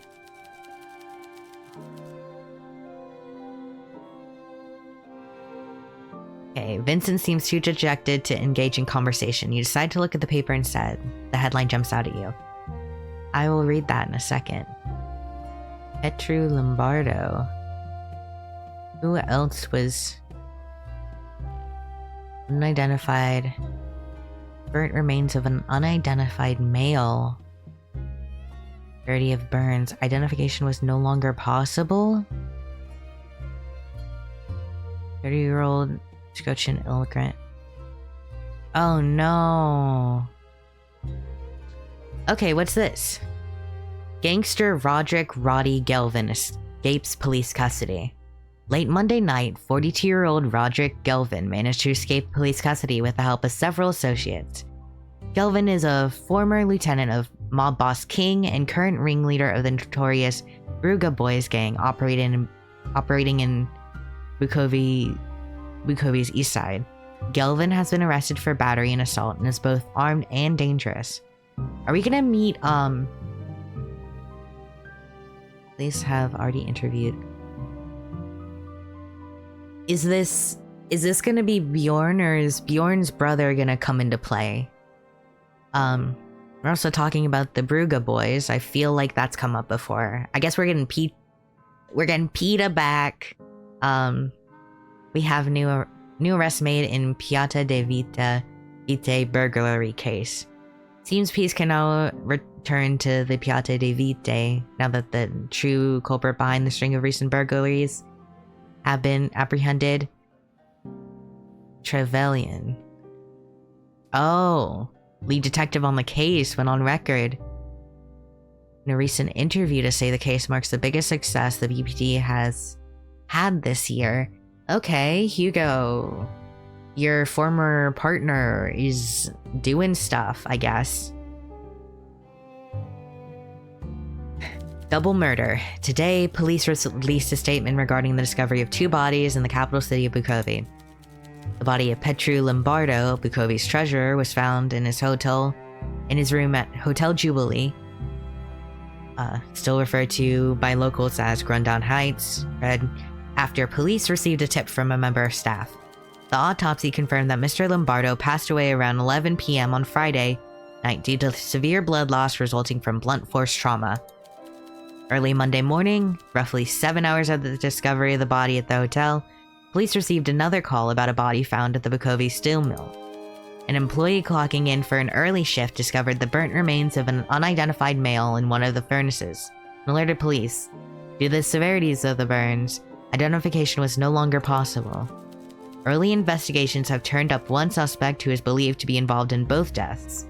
Police have already apprehended and interviewed the potential culprit.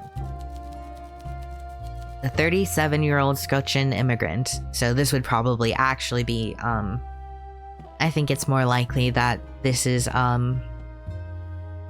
Bjorn, not his brother, was seen speaking with Petru Lombardo at the party at Hotel Jubilee on the night of the murder. The suspect has since left police custody after their bail was paid, though they're forbidden from leaving the city for the time being and must answer any and all summons by investigators. Oh, we're smart. Is this about Bjorn? Of course. Terrifying, isn't it? How many more violent ruffians are clambering into our country while we are distracted by this threat of war? Clearly, Scotia is filled with thuggish brutes that see fit to solve their disputes with violence and bloodshed. This Bjorn is just one of thousands. Opportunists who would use our bleeding-hearted nature to take root here, bringing their ghoulish ways with them. I thought you liked Bjorn. Once again, unscrupulous individuals took advantage of my gentle and fair nature. No more. I will be more cautious of foreigners from this point forward. You seem convinced Bjorn is guilty. It's hard not to be when investigators have such damning evidence. Didn't you read the article? That's a sudden change of attitude regarding the police. Not every police officer is like Hugo. Some are competent and judicious. Unless we forget, Mertens is an immigrant too. Gosh. Vincent, did you kill this guy? Why are you being like this?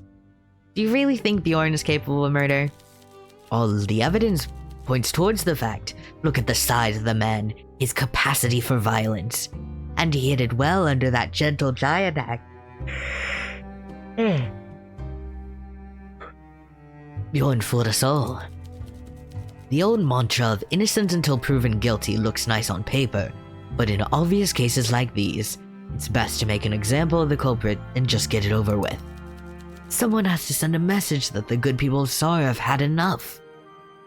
Example for who exactly? You've never seen this expression on Vincent's face. more like a snarl than a frown. He can barely keep himself in check. Something has been eating away at him, and now it is all coming out. Ugh. Anyone who believes they have the right to come into my country and disregard the laws and customs of my land. Vincent's eyes meet yours, and for a long time the tension in the room remains high. Maintain eye contact. You can see Vincent stifle an outburst. His eyes like thunder, he slowly exhales. Perhaps he realizes you are not the right target for his ire. His expression briefly softens before he breaks eye contact and wordlessly leaves the bar. What? What's going on? Yeah, of course you're in a bad mood. They're trying to scapegoat your boy. Visibly disturbed, Lucas enters the speakeasy. Rather than sitting down at his usual spot, he immediately approaches the bar, his forehead covered in sweat and his eyes wide. Bartender, I need your help. Well, it's not me who needs it, it's Bjorn. You have to help him, he's innocent. Slow down, Lucas. Take it easy, I got you. How can I be calm when Bjorn is being treated like a murderer and no one is listening to me? Speaking slowly will help me understand the details. I hope you can put your skills to use and help him. I just don't know what else to do anymore.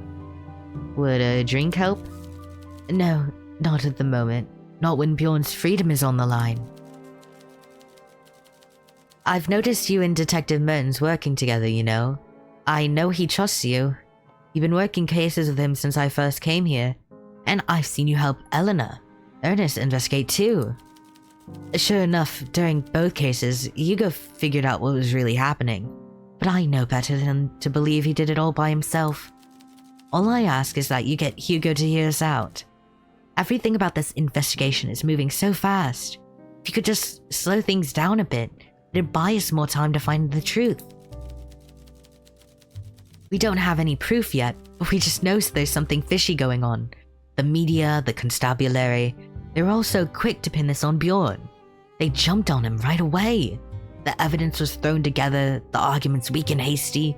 They're rushing to a conclusion. The wrong one. We do have to prove them wrong. Dude, why would he do this shit? Exactly. He was with me the entire night at the party. How could he have murdered anyone? But the media investigators refused to listen to me. I'm glad you have opened up to my pleas. Bjorn is not a violent man. I'm glad you see that too. So please, I don't know what else to do. Who else to turn to? I'll talk to Hugo and sort this out. We gotcha. We're taking the case. You will? Oh, thank the goddess. I'll go see Bjorn right away and tell him the good news. How is he holding up? Not great. I paid his bail, but when they opened his cell, he barely looked at me. I thought maybe he would be happy to see me, or relieved. He just seems numb, beaten. He keeps telling me he will be ground down in the machine. I don't know what he means exactly, but he's morose, thoroughly gloomy. Your support is the only good news we've had. Maybe telling him you are on the case will help. Though I think getting out and having a drink to settle his nerves would be beneficial too. Gotcha. Hey, it's you again. You didn't kill this, did you?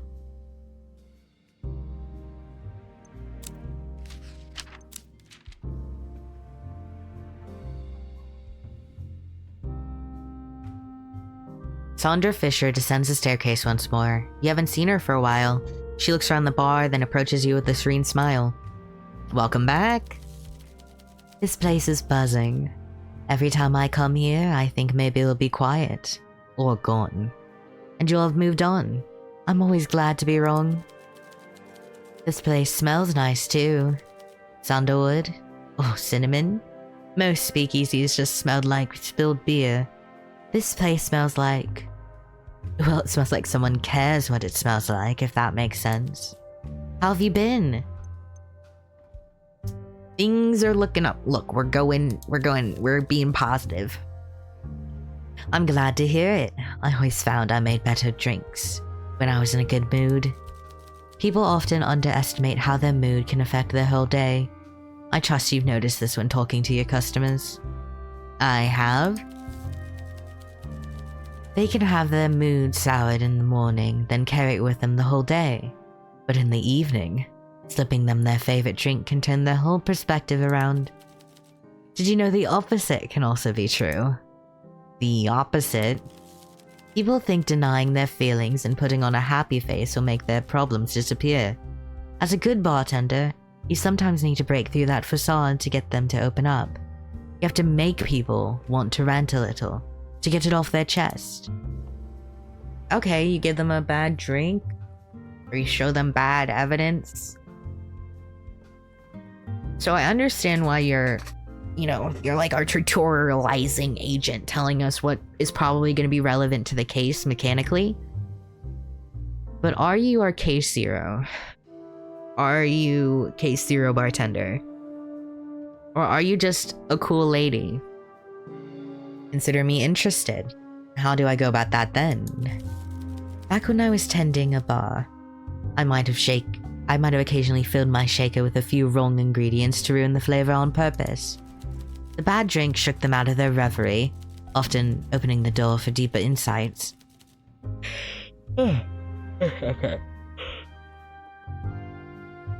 Helping them to spill their guts brought them relief.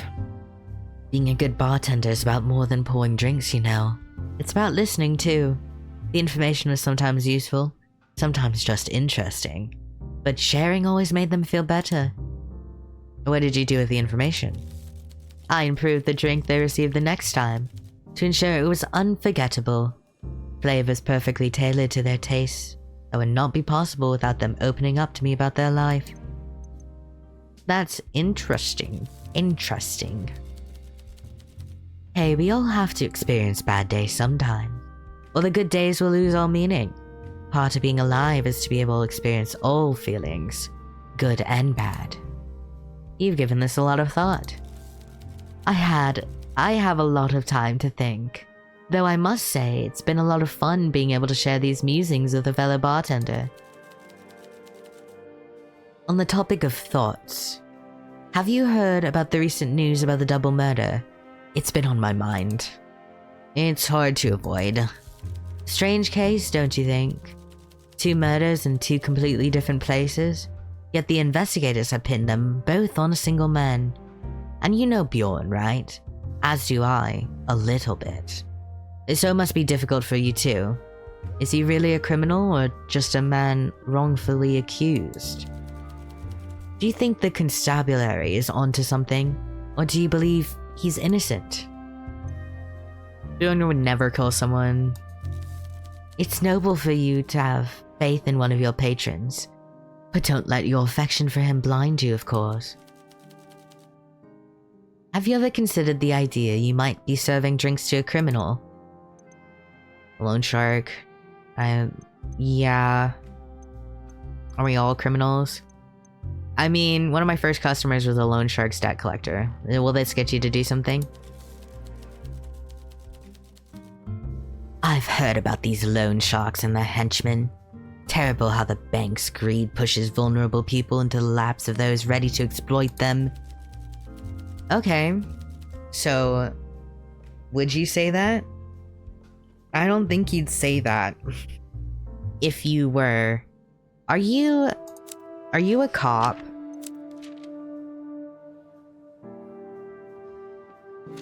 Could you be a cop? I'm trying to get your vibe. I don't get your vibe. You're not simple. You're not a simple character. You can't be dressed like that. And be like a simple character.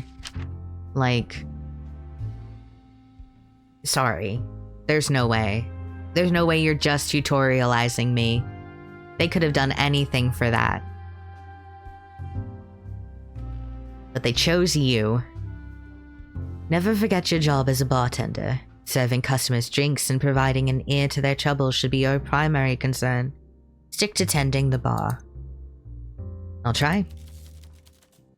Now then, it looks like I can't delay the inevitable any longer. Oh? I have to leave Bukovi again for work. Headed to a different country, actually. My destination requires the use of these new flight machines. I could really use some liquid courage before I go, if you catch my drift. What's your poison? I could go for something simple, maybe with a nice dark rum. Okay. Who are you? Is she a spy? Who are you?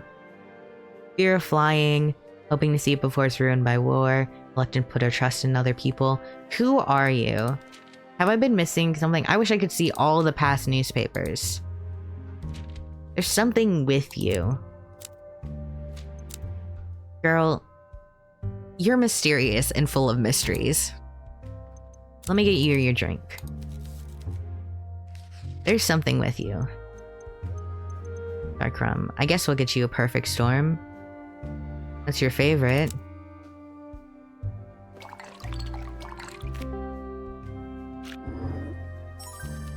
Bitter, a little sweet, fresh. Damn it, I don't think I can make something this good. Wish me luck, bartender. Keep an eye out for me in the papers. If you see any reports of a crashed vehicle, well, consider this place to have one less customer. Let's hope it doesn't come to that. Yeah, who are you? Oh. Oh. You're back. Hold on, I gotta see if Ilya can say hi. Oh, I didn't mean to do that.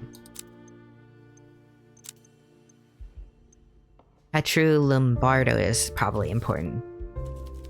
Petru Lombardo was a Bukovi... I'm not reading that. That's not too old. Yeah, it said he was like in his 40s, didn't it? We don't have the paper yet. Was a Bukovi resident best known for his position as the city's treasurer. As the son of 2 laborers, Petru still managed to climb the ranks of local politics. At the age of 18, upon graduating high school, he began an internship at Bukovi City Hall. Petru quickly displayed his exceptional money management skills to Clement Sullivan II, who held the position of treasurer of Bukovi at the time. Lombardo soon earned himself a spot as a treasury assistant. As the new city council was being assembled in 1912, Clemens pushed Petru Lombardo forward as a promising successor, a position he has held ever since. Petru went on record stating his money management skills are the natural result of his family's financial struggles, as they had to meticulously track and plan their spending every week to make ends meet. He was found dead at Hotel Jubilee on the evening of April 28th. While a police investigation is still ongoing, official statements confirm his death was the result of blood loss due to blunt force trauma. Man, I'll wait on the Lucas stuff. I have not met the priest, I guess. I don't know John Lacey. A miserable priest sits down at the bar. Despite not having served him, you can smell a strong scent of alcohol from him. Excuse me, father? Are you lost? In the eyes of the goddess I am. When it comes to my selfish personal desires, speakeasy serving alcohol is very much my intended destination. I see. I believe we haven't been acquainted yet. I am Father Lacey, but please call me John. The title of father feels like a rather ill-fitting jacket on me. Nice to meet you, John. Now that we have disposed of the pleasantries, let's move on to the real reason I am here. Libations. Right. With everything going on, I require something strong to get me through the week.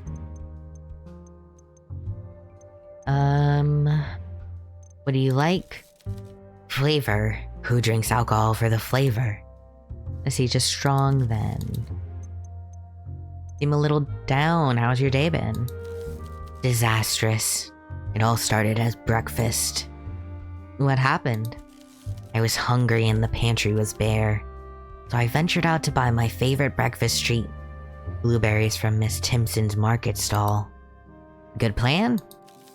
However, I've been suffering a somewhat serious malady this last month.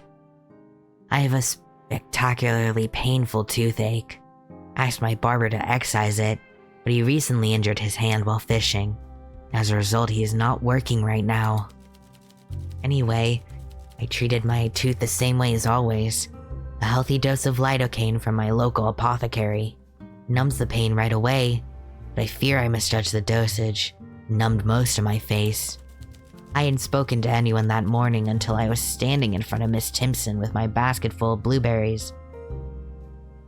When I reached for my wallet, an impatient woman behind me in queue nudged me, and I spilled my blueberries. A full punnet, all on the floor. Miss Timpson has a lovely stall with tiles in front of the till, so when I dropped the blueberries, they rolled like miniature footballs, scattering in every corner of the market. The strangers behind me cast judgmental glances, but when I tried to apologize, my palsy face interfered with my speech. Badly. I've definitely, not the lidocaine stuff, I've definitely done a big spill of little objects all over the place. It's very embarrassing. What did you say? Or what did you say? I believe my apology sounded somewhat like, I am so sorry I dropped my blueberries on the floor. Oh dear. Indeed, I can tell you, the judgmental glances of my fellow customers changed quickly from frustration to sympathy. I believe the old lady nearby with the purple cardigan whispered something like, "We all must help this poor lost fellow. I believe he has no carer to look after him." Sounds very embarrassing. Perhaps, though in truth, they considered me to be of a reduced mental faculties. Their response was kind. Kinder than if I was simply a tired, hungry klutz with poor dental care. But what happened to your tooth? I received emergency treatment from a member of the congregation. Though I am loath to admit it, they do care about me when I suffer misfortune. Agatha may have retired from dentistry 30 years prior, but she still yanked it out my head with minimal fuss. Well done, Agatha. Yes, well, the pain was passing and temporary, unlike the rest of the suffering in my life. In a way, severe bodily pain is transient, so I can bear. It's the pain of people I struggle with. But regardless of where the pain comes from, alcohol always helps, and having a caring congregation can get a silly old priest out of bother. Thanks for listening to my woes, bartender. Cheers. Okay. Any plans this summer? It's crazy. He shrugs it. How about a drink? Yes, please. I'm in need.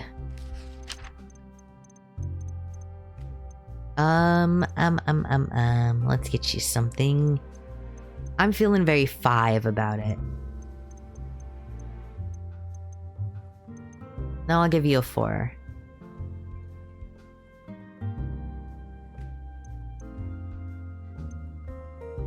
No, 6, not 6. There are 5. I'll give you a 5 about it.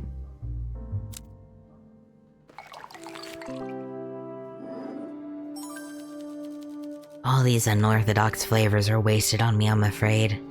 Still, I'll down it the same. Any plans to take a holiday this summer? Never again. My last holiday went horribly. What happened? First, my train was delayed. When it finally came, I was at the wrong platform. I had to run, and when I got on board, I was sweaty in my new suit. My trousers were stained from the dirty steam of the locomotive. When the ticket inspector came, I realized the ticket had slipped through a hole in my pocket. I had to pay a fee.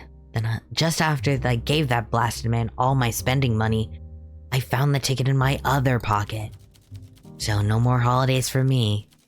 I realize now that the goddess needs me here, as does my congregation. To think there might be a respite for me is to live with a fool's hope. If anyone needs a break, it's you, John. Buddy. Buddy. This guy is ridiculous. This guy's silly with it. Yes, well, my father was no fan of turbidity, and I think he passed his values on to me. I find it hard to relax at the best of times. Sitting on the beach at the seaside with a cocktail, well, I don't think it'd suit me very well. Although I do still enjoy the drinking part. I'd probably get sunburned as hell, man. Father sounds very serious. He was not a man known for a sense of humor. Nor am I. But I am a laugh a minute compared to John Lacey Sr. His name was John too? Indeed. I took from him the name and a love and devotion to the goddess. Fang Bai, who I admire greatly, says I carry far fewer of the lessons of the goddess in my head, but more of her love in my heart. When she told me that, well, I do believe it was the kindest thing anyone ever said to me. It's true I fudge lines of scriptures in my sermon almost every week, but I do feel the goddess within me and within the city.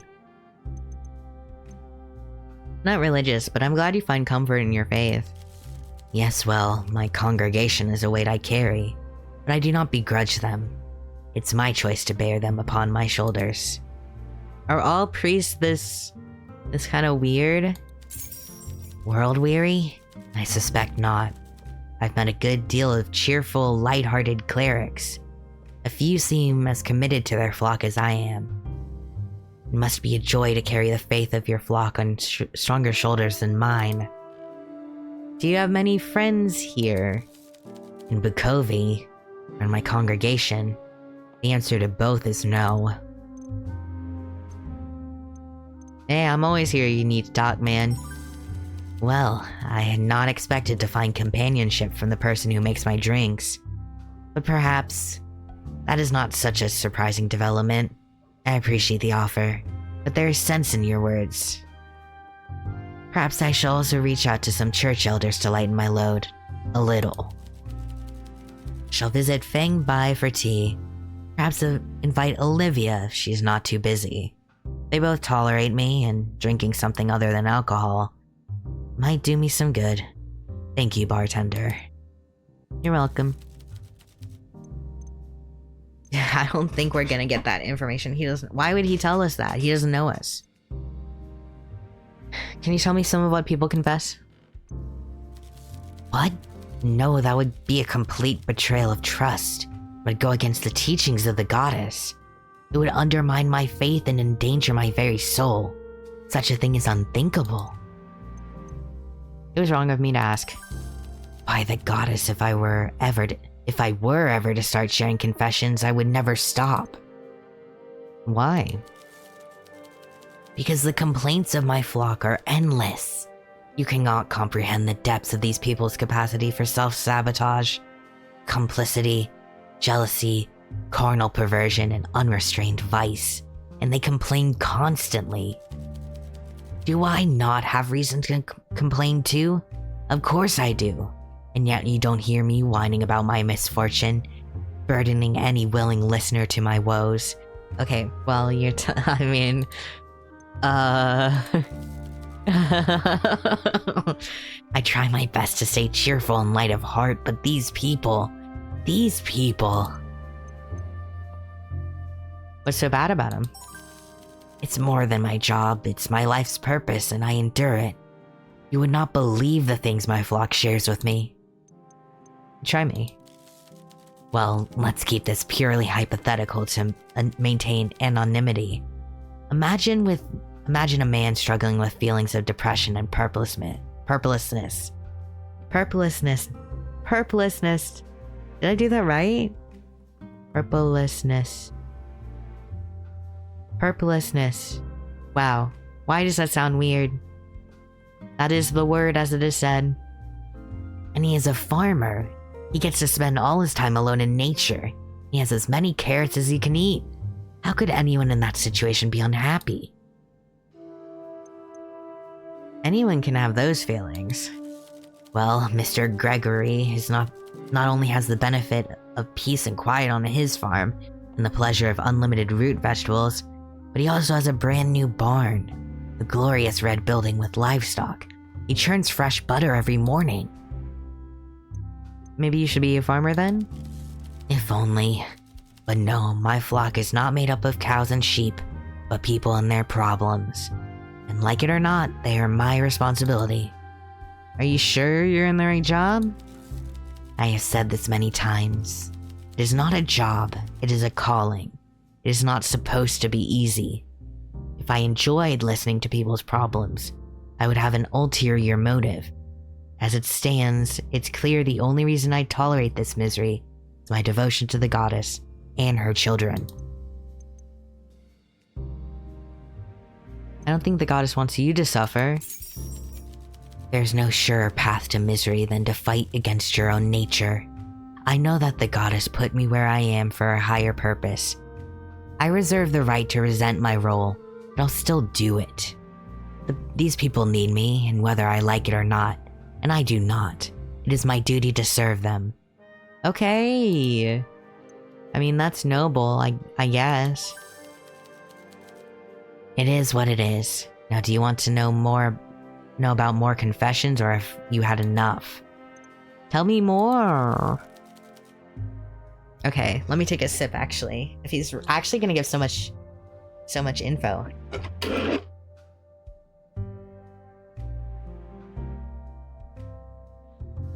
Quick departure to read some info. Oop. Try not to drop stuff. Okay. He's a little freak, isn't he? So they said there's like 20 people. 20. There's supposed to be like 20 people, 20 profiles in this game, right? 1, 2, 3, 4, 5, 6, 7, 8, 9, 10, 11, 12, 13, 14, 15, 16, 17. We got like 3 more characters probably to meet. I don't know. Well, how could I forget? Wait, we don't have... Okay, I should be counting, Clara in this. So Clara would be, 18. Also, she might be a smuggler.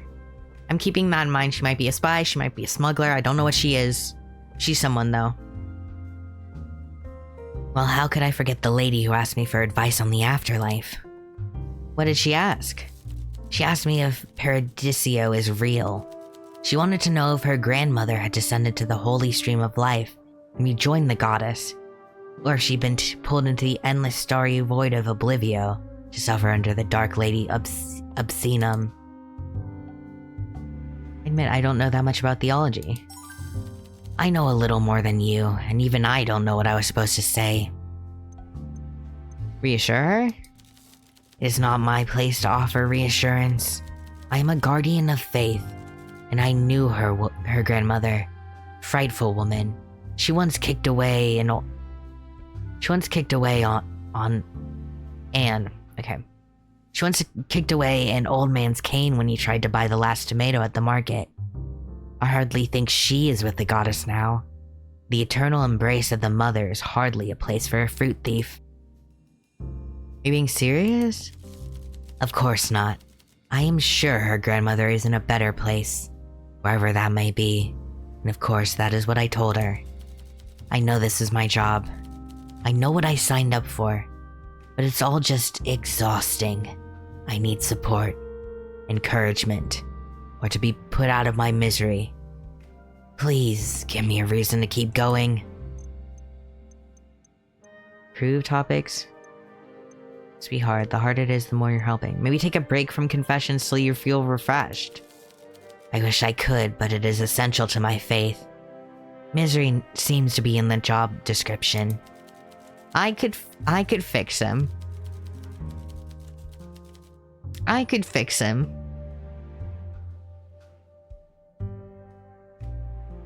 I could fix him. Is all I'm gonna... I mean... Look, if you need a reason, buddy, let's turn this into a Tome game. Let's go out. Let's get tea. We'll hang out. Y'all don't have any vows against that, right? Sure. You know what? Yeah, I'll take one of these depressed, silly little guys. Sure. Why not? Public service.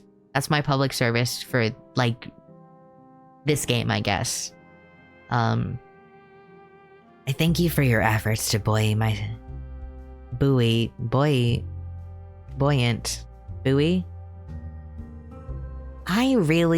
I've said this word out loud too, and I've heard it. I mean, I've watched Aquamarine, and I know they say buoy or boy in that movie. It's a very important, pivotal scene. Watch Aquamarine. Iconic movie. Buoy? Yeah. Your efforts to buoy my spirits, bartender. A doomed effort, but one which you engage in with genuine concern and thought. I simply must endure. I'm confident that even if most days I don't feel like I make the world better, I'm at least not making things worse. I hope.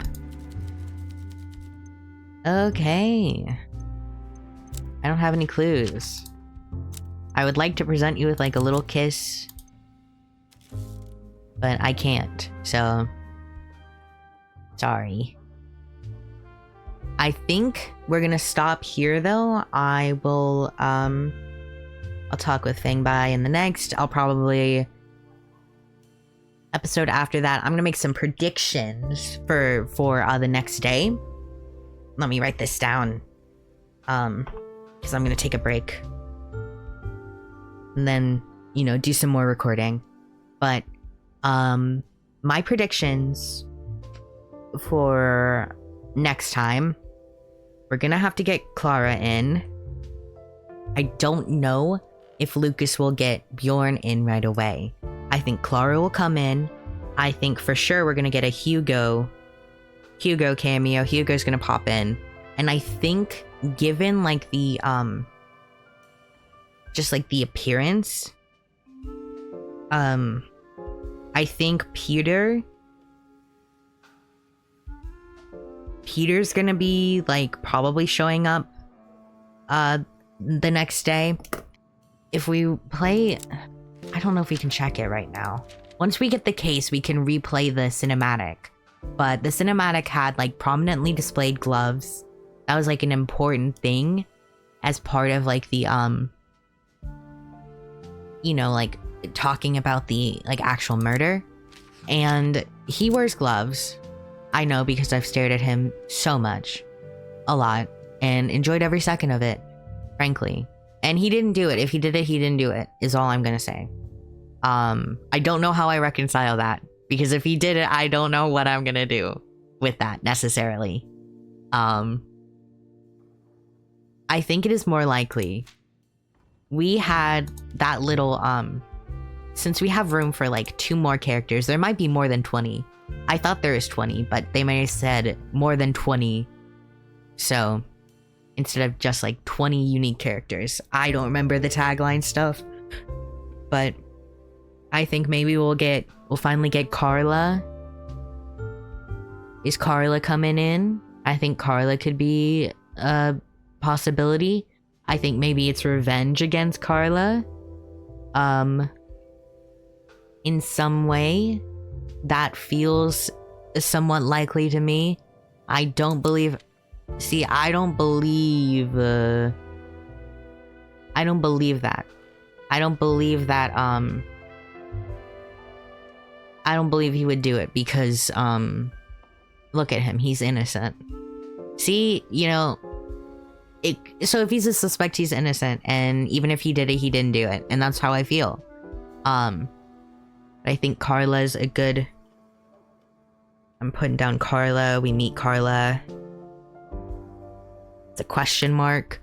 And also, I mean, we got King.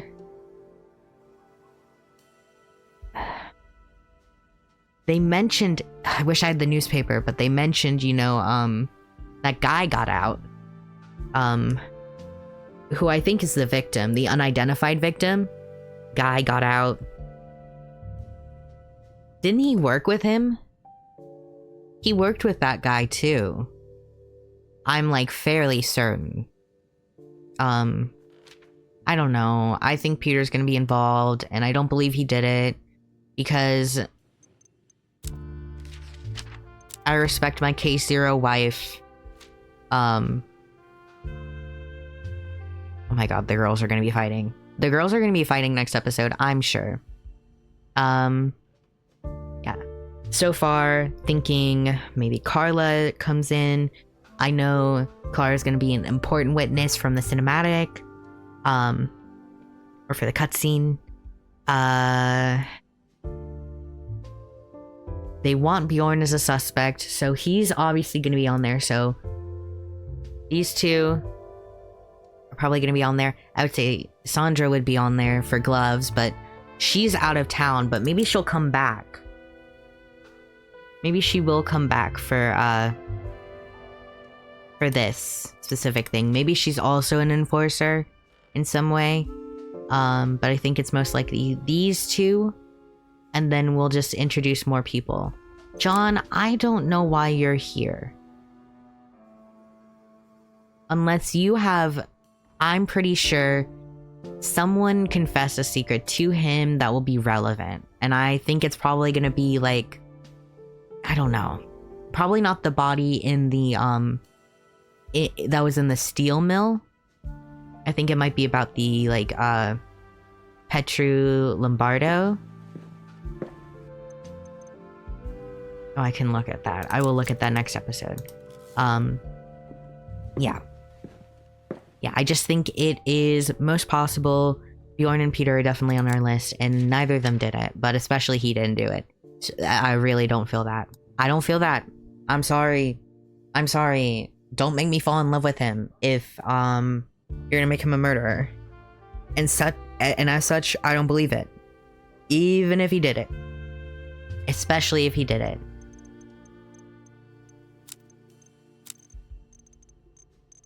And I will save. And I will see you guys next time. Goodbye.